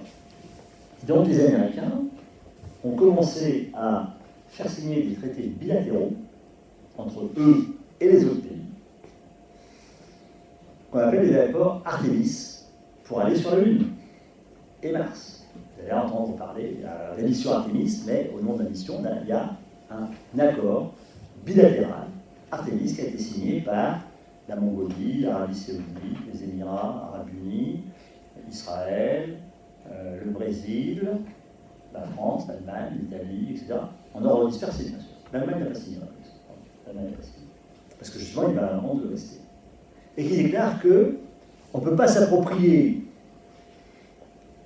un corps céleste, ou une partie de corps céleste, mais on peut déclarer qu'on a une zone d'intérêt exclusive, qui n'est pas limitée ni en surface, ni en altitude, ni en profondeur, ni en durée. Donc moi, si j'étais président de Viseland, je pourrais décréter que la Lune est ma zone d'intérêt exclusive. Après, il faut le faire respecter, ça c'est autre chose. Et ça, c'est le début de la guerre des étoiles. Même s'il n'y a rien. Et ça, c'est pour faire face à la Chine. Donc les États-Unis, actuellement, on est dans une bilatéralisation des activités spatiales, avec d'un côté donc les États-Unis qui rassemblent leurs alliés, l'Europe, le Japon et quelques autres satellites, avec un chantage classique. Si vous signez, vous aurez des contrats. Vous avez vu le poids financier, hein, je veux dire, même s'ils en mettent ça dans les autres pays, c'est énorme pour l'industrie spatiale. Et en face, on a la Chine et la Russie qui ont signé un accord à peu près semblable, ouvert à tout le monde, exactement pareil, en disant qu'ils se mettent d'accord pour explorer la Lune et exploiter éventuellement les ressources qui pourraient s'y trouver. Pour l'instant, il n'y a rien. Et c'est pas parce qu'il n'y a rien qu'on va se battre. Hein. D'accord. Et ça, quand j'étais aux affaires, j'ai essayé de me battre pour qu'on ne signe pas. La France ne signe pas, mais la France l'a signé. En disant, oui, mais ça va nous rapporter des contrats. Principe complètement idiot, parce que les États américains, eux, c'est de vendre quelque chose aux Américains. Les Américains, ils achètent rien. Ils acceptent que vous coopérez avec eux si vous leur donnez ce que vous faites. C'est-à-dire, vous avez de la chance, je vais vous l'amener. Puis si vous êtes bien gentil, je mettrai un petit astronaute à côté. C'est ça le deal. Et donc, il y a des gens, c'est bien au gouvernement que dans les organismes et encore plus dans l'industrie, qui pensent que les Américains vont acheter en cash quelque chose. Pour l'industrie, que ce soit les Américains ou les Européens qui payent, ils s'en foutent. Hein. C'est pareil. L'industriel, il reçoit son cash, il fait travailler ses employés, il fait travailler ses bureaux d'études, etc. Ça marche. Et pour les gouvernements, entre faire rentrer de l'argent et dépenser ton argent là-dedans, en rachetant en plus de ça la moitié des pièces aux États-Unis, d'accord, on peut douter de ça.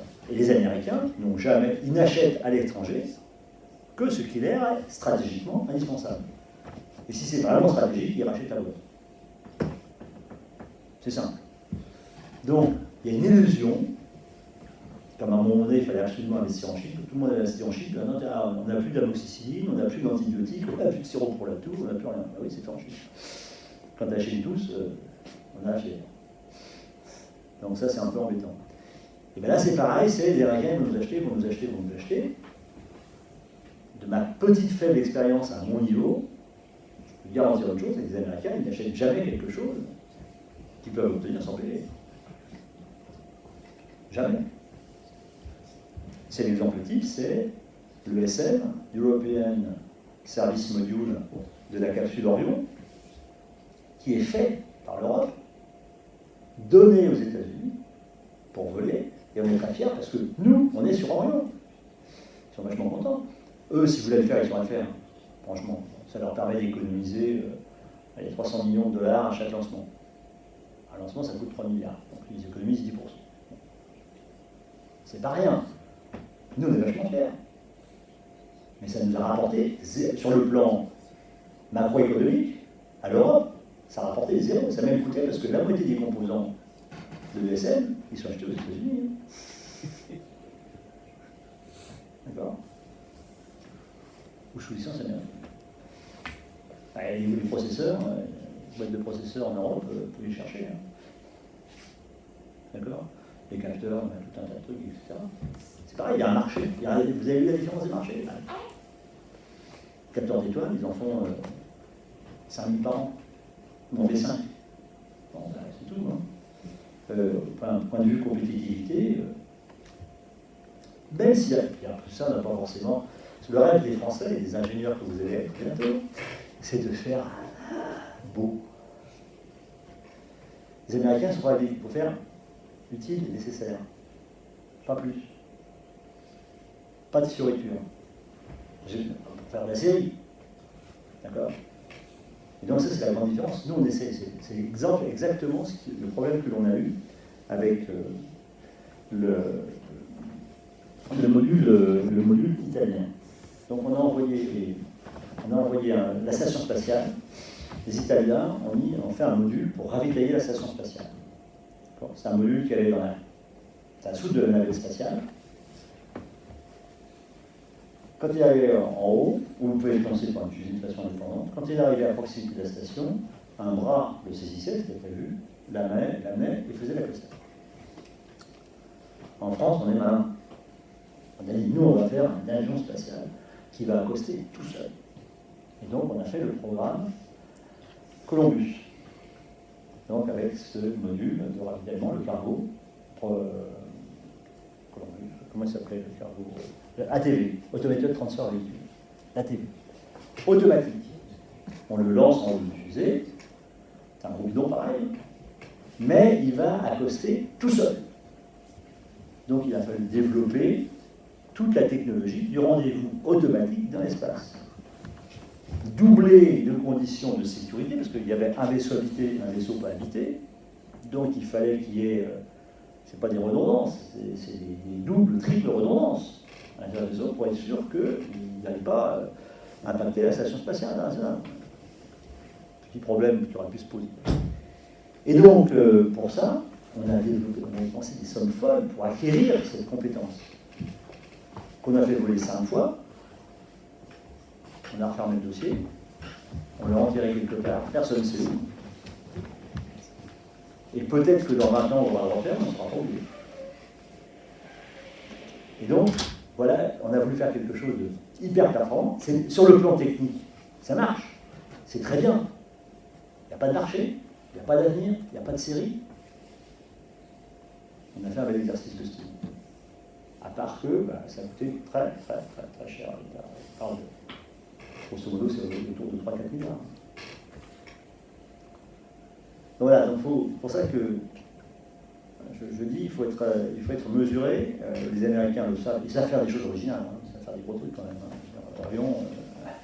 Orion, c'est pas simple. Leur Space Launch System, le SLS, c'est gros. Le machin de SpaceX, c'est aussi un gros machin, etc., etc. Donc, ils savent faire des choses très grosses.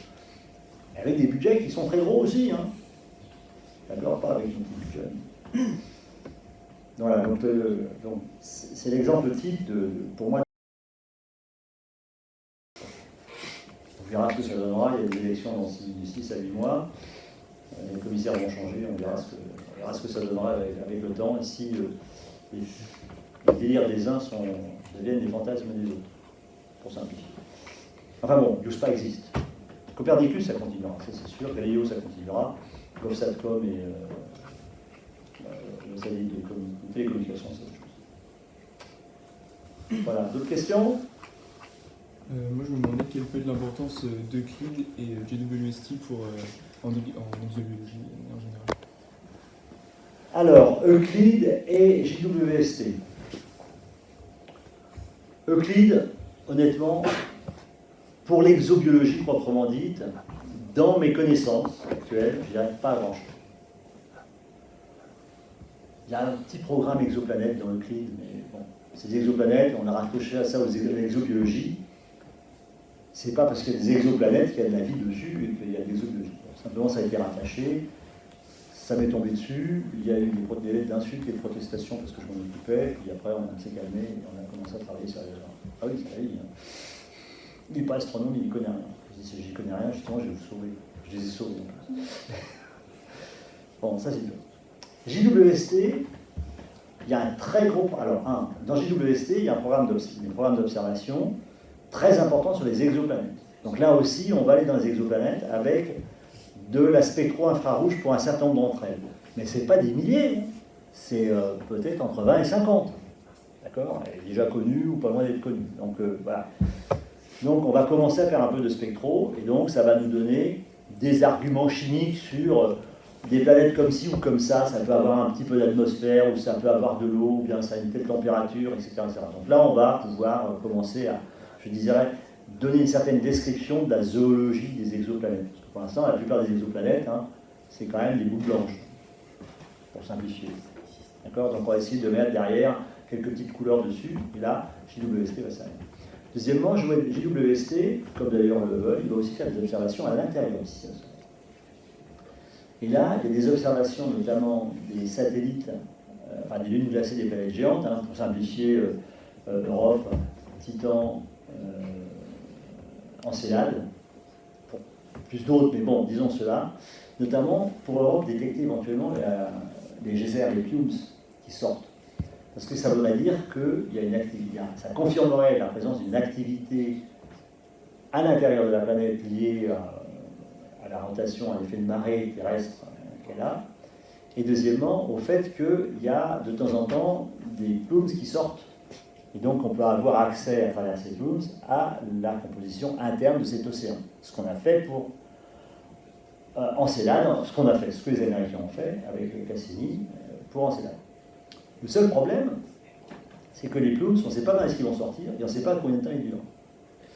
Comme, grosso modo, pour faire une mission, il faut compter une vingtaine d'années. Ah, j'ai vu des plumes, on va faire une mission.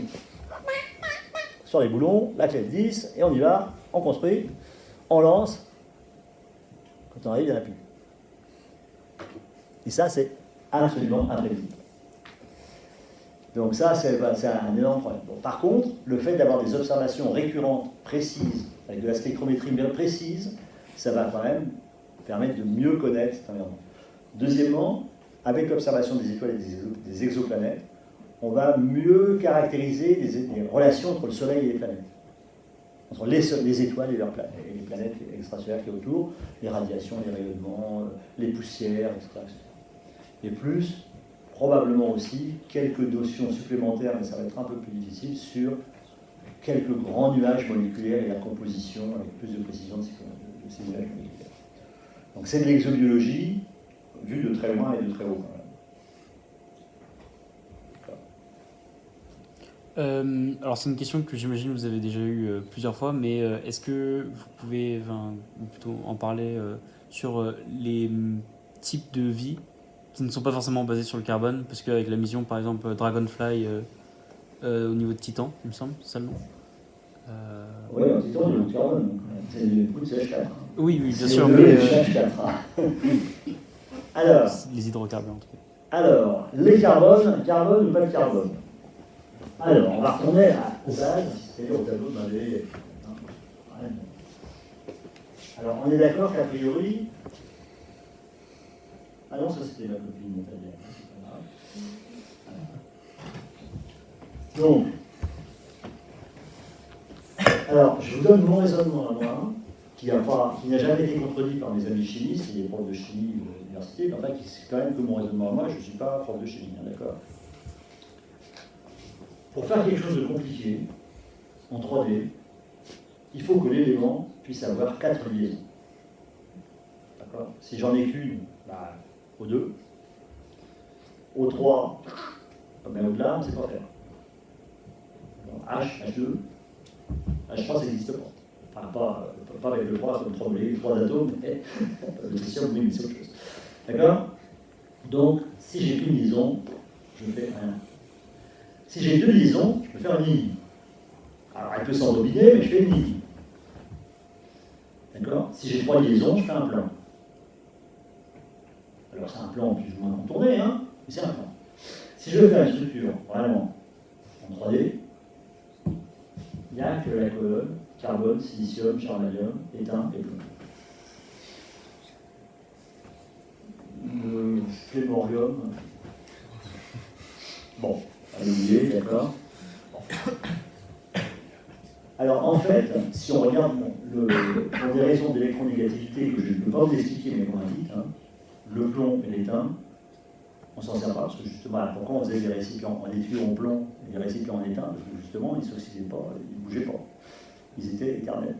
Donc, les pots d'étain, c'était la base de la boisson. Et on a un gros problème, parce que la moitié des tuyauteries en France ont été faites au plomb. C'était facile, c'était pas cher, ça travaille facilement, ça peut être lourd, on sait ce qu'on a dans la main, et puis c'est étanche. Et pour l'éternité. Donc ça ne réagit pas beaucoup, pour simplifier, hein, d'accord? Donc ce qui réagit, c'est, alors le germanium, il n'y en a pas beaucoup, hein, voilà, c'est extrêmement rare, donc il n'y a plus que le carbone et le silicium. Il se trouve que c'est le carbone qui a la plus grande réactivité et que c'est le plus abondant dans l'univers. Donc le silicium, après ça, le silicium, les silicates, ils sont plus solubles que les carbonates. Donc c'était un avantage compétitif. Par contre, pour des raisons pareilles d'électronégativité que je ne suis pas capable de vous expliquer, il a une richesse moléculaire beaucoup moins importante. On connaît les silicones, on connaît des silanes comme le méthane, même avec des DH, hein, on connaît quelques silanes, etc., qui eux par contre sont strictement insolubles. Les silicones, c'est bien pour ça qu'on en fait des prothèses, mammaires et autres, parce qu'ils ne sont pas solubles dans l'eau. Sinon, ça serait quand même idiot de remplacer un simple qui fond en quelques heures ou en quelques mois. Donc, voilà, donc, le seul composé qui ait cette richesse, notamment avec l'eau, qui est aussi un des composés les plus abondants dans l'univers, c'est le carbone. Donc, ce n'est pas un choix, c'est un fait qui peut s'expliquer par, même s'il y a beaucoup de silicate, il y a beaucoup de silicium, mais il y a quand même beaucoup plus de carbone. Et donc, dans la nucléosynthèse qui se fait dans les soleils, il y a beaucoup de carbone, un peu de silicium, beaucoup de carbone. Par contre, les silicates, ils servent, parce que ça sert justement de base à la chimie qui se fait autour dans les grains de glace, dans la chimie interstellaire et interplanétaire. Il y a des petits grains, autour de ça, il y a la glace qui se dépose, c'est glace irradiée par les ultraviolets, et la glace qui se dépose, c'est de l'eau, de l'ammoniac, du monoxyde de carbone, du dioxyde de carbone, enfin du méthane de pas énormément. Et tout ça, quand c'est irradié par les ultraviolets, ça fait des réactions chimiques qui donnent des briques de la vie. Il y a une équipe à Marseille, le PIM, qui fait ça depuis 10 ans, avec Bruno de Cour, il fait ça depuis 40 ans, et qui a vraiment exploré la question. Et c'est pas le seul, hein, dans le monde, il y a une dizaine d'équipes qui travaillent là-dessus, qui montrent toute la richesse possible de ce genre de choses. Donc voilà la raison pour laquelle on est sur le carbone. On ne connaît pas des sites avec, je crois qu'on ne connaît pas de site avec du silicium. C'est 6H6, quoi. On ne connaît pas le SI6H6. Je ne dis pas que c'est impossible à faire, mais ça n'existe pas naturellement. Et voilà. Pour donner un exemple. Donc voilà la raison pour laquelle on est sur le carbone. Et qu'à la fin, on finit par chercher que de la chimie à base du carbone pour ces raisons-là. On ne peut pas affirmer, science, on ne peut pas dire que quelque chose. Ça, c'est la vérité du tableau. Hein. On n'imagine pas d'autre. Hein. On n'imagine pas d'autre quand on regarde le fer. Ça marche pas. D'autres questions? Je vous ai tué. Oui, encore deux. Allez. Quel est votre avis personnel sur s'il existe de la vie dans le système solaire, dans la Voie lactée et dans l'univers? Alors, je vais prendre mes bottes de 7 parsec. Alors, quelle est mon opinion personnelle? Alors, est-ce que j'ai le droit, moi, en tant que scientifique, d'avoir une opinion personnelle? Oui. Alors, je vais prendre deux choses. Alors, actuellement, l'année dernière, il y a 2 livres qui sont sortis. Un qui était fait par Nathalie Cabrol, grosso modo, qui dit que dans moins de 10 ans, on aura trouvé une forme de vie extraterrestre. Il y en a partout. La preuve, mon copain machin m'a dit que, la preuve, mon copain truc m'a dit ça, etc. Donc ça, c'est Nathalie Cabrol, grand succès de librairie, etc. Dizaines de milliers d'exemplaires. Et puis, il y a mon copain Jean-Pierre Lebrig, qui, chez Odile Jacob, a sorti un autre bouquin, et c'est la Terre était unique. Et où il explique qu'il ne peut y avoir de forme de vie que sur Terre, parce qu'il considère que les concours de circonstances qui ont permis la stabilité de l'environnement, la stabilité chimique, etc., est unique. C'est la formation de la Lune, le rapport de masse entre la Lune et la Terre, l'éloignement de la Terre par rapport au Soleil, etc. Et lui, voilà, il y a tellement de contingences qui s'additionnent les unes avec les autres pour qu'on ait ce qui a permis, grosso modo, entre 20 et 80 degrés sur Terre, de l'eau en permanence, des nuages, l'eau sous ses 3 états, etc., une tectonique des plaques, la Lune à côté. Il y a que la Terre qui peut avoir fait ça, même dans tout l'univers. Il donne des arguments, mais bien entendu, on ne peut pas démontrer que quelque chose n'existe pas dans tout l'univers. Donc, moi, je suis partagé. J'ai pas, très honnêtement, je pense qu'il n'est pas impossible qu'une forme de vie existe. C'est pas impossible. Je ne dis pas qu'il y en a, j'en sais rien. C'est pas impossible dans mon imaginaire à moi, avec mes connaissances et puis mon imaginaire personnel, ce n'est pas impossible. Et quand je fais de l'exobiologie, je cherche non seulement une forme de vie qui est une sorte de Graal, un Graal c'est quelque chose qu'on n'atteint jamais, mais une sorte de Graal, mais c'est aussi de rassembler tous les éléments qui permettent de comprendre comment la vie a pu émerger sur Terre, qui est une information qui n'est pas vitale, mais qui est quand même intéressante. Trouver d'où vient, comment s'est formée la vie sur Terre, ça ne tuera personne, ça ne sauvera personne. D'accord ? C'est de la pure connaissance. Par contre, les connaissances acquises, et les moyens mis en œuvre pour les acquérir, c'est des choses qui font progresser l'état d'esprit, les connaissances, et qui élèvent le niveau intellectuel de l'ensemble de la population terrestre. Donc, la deuxième chose, ça c'est le premier point. Quand je parle de vie sous microbienne. Parce que ça c'était la fin. Alors je vais vous le montrer quand même, je vais le suivre encore pas trop longtemps. Donc voilà. Donc là, c'est des bactéries d'intestin, des Escherichia coli. Ça, c'est Maria Plevasnaia, Muscaria, des gauches. C'est ma copine Nathalie. Oui, elles ont suivi. Et donc, comme je vous l'ai dit là, on partage tout.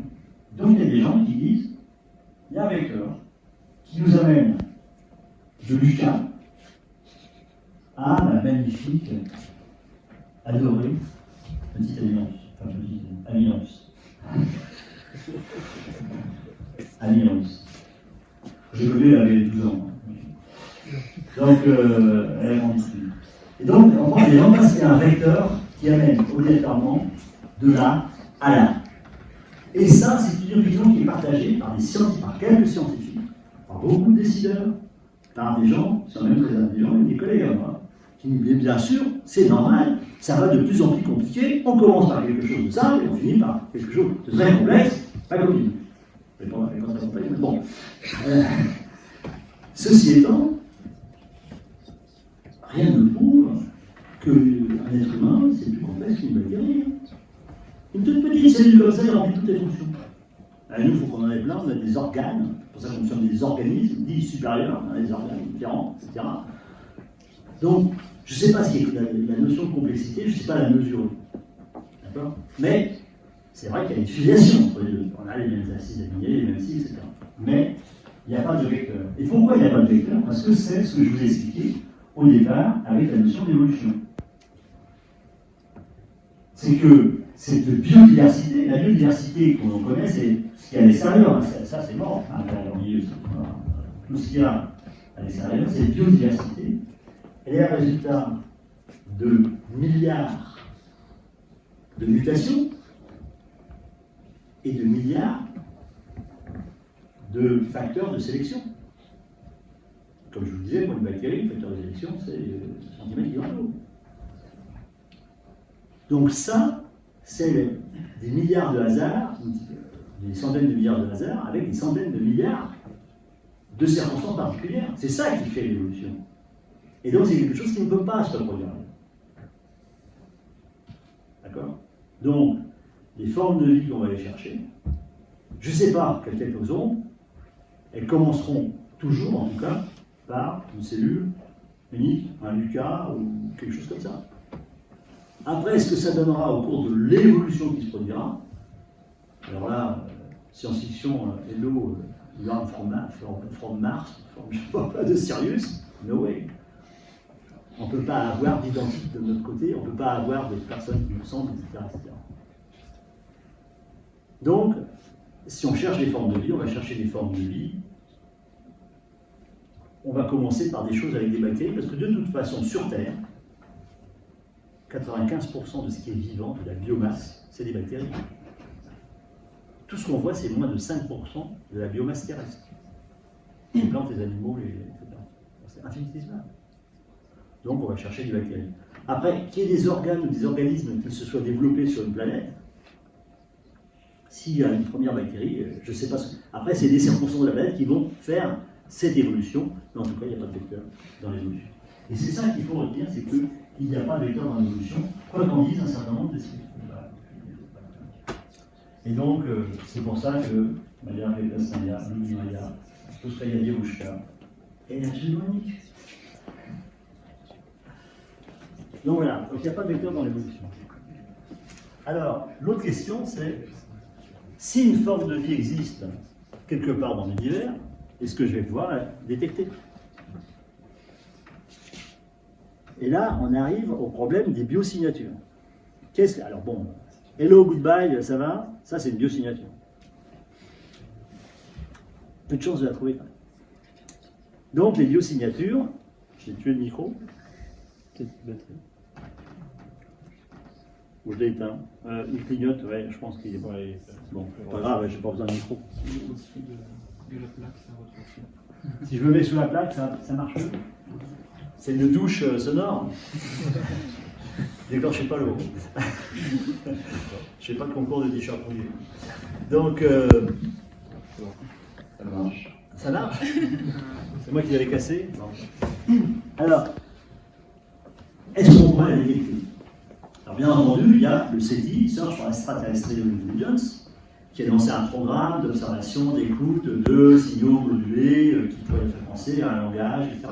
La base, c'est ça. Il y a des gens qui sont persuadés que, effectivement, le développement a conduit à des intelligences qui ont envie de communiquer, qui utilisent comme nous la radio, qui utilisent comme nous des images de télévision, qui sont comme nous capables de faire des fusées, ou bien mieux. Et d'ailleurs, nous, on est tellement cons qu'on n'est pas capable de les faire. C'est ce que disait Fermi, le paradoxe de Fermi. S'ils existent, ils sont forcément beaucoup plus intelligents que nous. Donc, il y en a partout dans l'univers, et nous, on est vraiment des petits.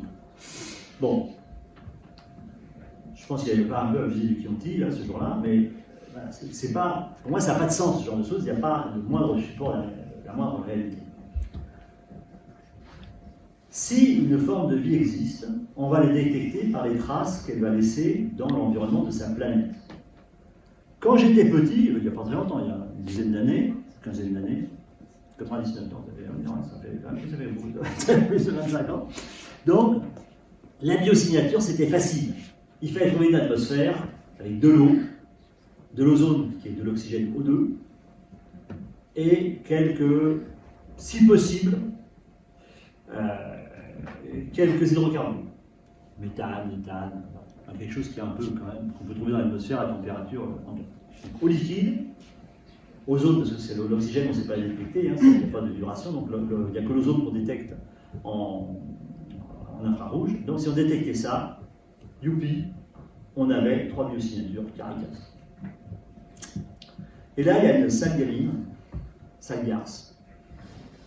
Émile Bolmont, je donne son nom, qui a démontré qu'on pouvait avoir de l'oxygène sur des atmosphères sans vie autour d'une naine brune. César Ducnès, en plus de ça, elle a tué la seule biosignature qu'on avait sérieuse, parce que l'oxygène, elle existe en fait sur Terre, au moins, que parce qu'elle est produite par les plantes. On ne connaît pas d'oxygène, il y a très peu d'oxygène naturel, O2, molécule O2, ailleurs, pour tout un tas de raisons d'activité d'oxydation, etc. Donc Émile Bolmont, une charmante jeune femme, que j'aime beaucoup par ailleurs, qui est maintenant prof à Genève, a montré que l'oxygène, dans un certain nombre de circonstances, n'était pas une biosignature. Donc, qu'est-ce qu'on va détecter? Et là, on a un problème, c'est que par spectro, on ne sait pas qu'est-ce qu'on peut détecter, et donc on va être obligé de faire des hypothèses. quand on verra des planètes qui ont une température compatible de l'eau liquide, une atmosphère avec la pression qui permet à cette eau liquide d'exister, et éventuellement la détection d'un certain nombre de composés, à condition qu'il y ait des composés oxygéniques qui se forment. Parce que quand même, plus de la moitié de la vie sur Terre, elle est anaérobie. Elle fait du CO2 ou du CH4. Les bactéries, elles ne font pas d'oxygène, hein, elles font du CH4 quand elles sont dans la panse des vaches ou au fond du marigot. Donc, qu'est-ce qu'on va détecter? Donc, ça va être extrêmement difficile à détecter par des méthodes de spectro. Donc, détecter une forme, et je parle dans l'environnement proche du système solaire, je ne parle même pas de la galaxie. Hein. D'accord? La galaxie, 100 000 années-lumière de diamètre, 1000 années-lumière d'épaisseur, on est grosso modo capable d'explorer, je résume, on peut voir plus loin, mais les exoplanètes sur 1000 années-lumière autour du système solaire. 5-10 millièmes de la galaxie. Donc les autres galaxies, j'en parle même pas. D'accord? J'en parle même pas. Donc ça va être extrêmement difficile à détecter. Alors bien entendu, le SETI se raccroche à l'idée qu'ils vont nous envoyer un signal.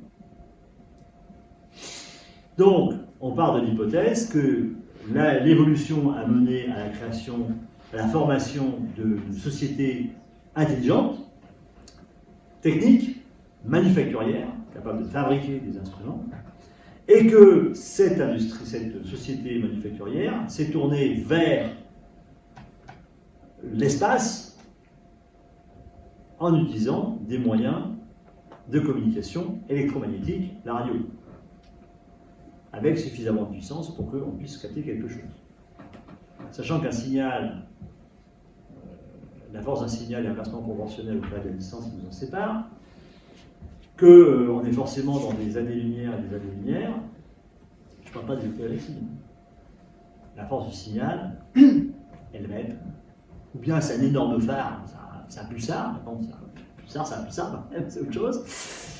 Mais M6, on va avoir du mal à l'entendre. Donc les gens ont fait des calculs en disant mais si, on pourrait détecter, etc., un signal régulier, particulier, etc.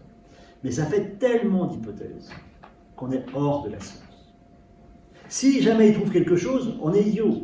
Nous, scientifiques, on est bêtes. Ok, d'accord. On reconnaîtra qu'on était bêtes, stupides, idiots, etc.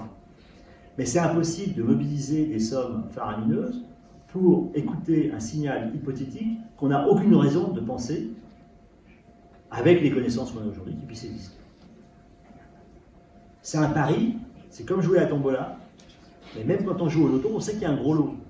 Là, on n'est même pas sûr qu'il y a un gros lot. Donc, on dit, scientifiquement, on ne peut pas y jouer.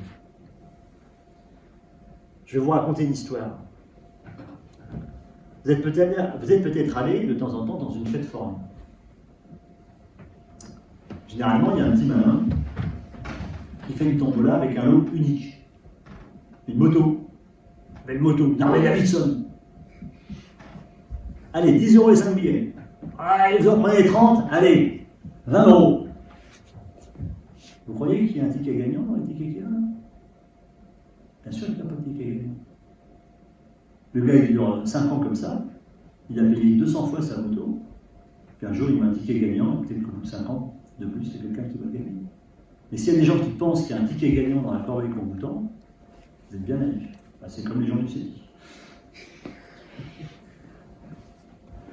Vous êtes fait avoir? Moi aussi, dans survie. Vous êtes fait avoir? Tout le monde s'est fait avoir. Tout le monde s'est fait avoir. Quand je suis allé avec mon fils à faire du drone, ah, parler un peu, machin, bah, qui l'a pas fait? Mais bien sûr qu'il n'y a pas de ticket gagnant. Il n'est pas fou. Il n'est pas fou. Voilà, donc quand on achète des tickets de compteur, on achète 200 000 tickets perdants, on achète un ticket gagnant pour dire qu'au moins dans les comptes il apparaît. Personne ne peut dire qu'on ne l'avait pas vu. Personne ne peut dire qu'on l'avait pas vu. On peut le brûler. Hein. Ok, bon, tout le monde. Le CETI, c'est pareil. Quand on y croit, on joue. Mais c'est plus de la science. C'est qu'on y croit. Autre question. Ça transitionne assez bien avec son droit, parce que je voulais demander sur les deux signatures. Il y a eu il y a quelques années un assez fort remous médiatique sur la phosphine, je crois, sur Vénus. Ah oui. Vu que si on a parlé dans les médias, c'était sans doute moins intéressant que ça l'était. Donc qu'est-ce que vous avez à dire là-dessus? Alors, la phosphine, c'est le pH 3. Hein. D'accord, c'est un solvant de phosphore. Et sur Terre, on ne le connaît que formé par des bactéries. Bon. Ça a une durée de vie très, très brève, etc. Donc, moi, je n'ai pas d'avis là-dessus. Donc, premièrement, cette phosphine a été détectée à partir de la Terre. Il y a eu des contestations. Moi, je ne suis pas spectro. Il y a eu des contestations sur la nature même de la découverte. Au mois d'octobre, là, quand ils votent les budgets, donc il faut faire parler de l'astrobiologie, de l'exobiologie, du spatial. Donc, voilà, c'est comme ça qu'on a les crédits aux États-Unis. Donc, il y a tout de suite une montée médiatique dans les 2 mois qui précèdent et les 2 mois qui suivent le budget au Congrès des États-Unis. Dans les scientifiques que je connais, personne ne l'a pris sérieusement. Maintenant, ce n'est pas une preuve absolue de quoi que ce soit, mais les personnes en qui j'ai confiance sont des chimistes mesurés, des exobiologistes qui réfléchissent, pas des dogmatiques. Hein. Ils n'y ont pas cru, ils n'ont pas cru à ça, et ils disent il peut y avoir des réactions, des formations chimiques, parce que le pH 3 c'est quand même pas très compliqué à faire. Il peut y avoir, à la température qu'il y a sur Vénus, des formations, des circonstances avec tel ou tel minéral qui font qu'effectivement, si à un moment donné il y a du phosphore qui perd, parce que le phosphore c'est quand même pas facile à liquéfier ou à vaporiser, il y a des choses qui sont apparentes. Donc voilà. Personne n'a trouvé de phosphate. Le problème c'est que le phosphore il n'est pas très présent dans l'univers. Sur Mars, il n'y a pratiquement pas de phosphate. Sur Terre, il y en a pas mal. Alors, est-ce que c'est la vie qu'ils a créée, qui a fait que c'est sorti, que ça s'est concentré à certains endroits? Mais sur Terre, nous, on a du phosphore. Hein. ADP, diphosphate, triphosphate. ADP, ADP. Donc, du phosphate. Nos os, c'est du phosphate de calcium. Dans l'ADN, il y a des phosphates qui font pas les barreaux, mais les montants de l'échelle, c'est des molécules de phosphate. Hein. Donc, on a quand même beaucoup de phosphore dans notre vie, à nous. Il n'y en a pas forcément énormément dans la planète. Enfin, sur la planète.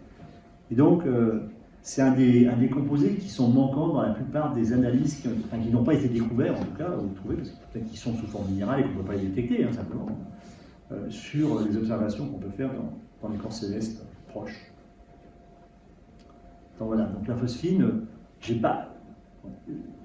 les gens n'y ont pas cru, et puis c'est vite tombé.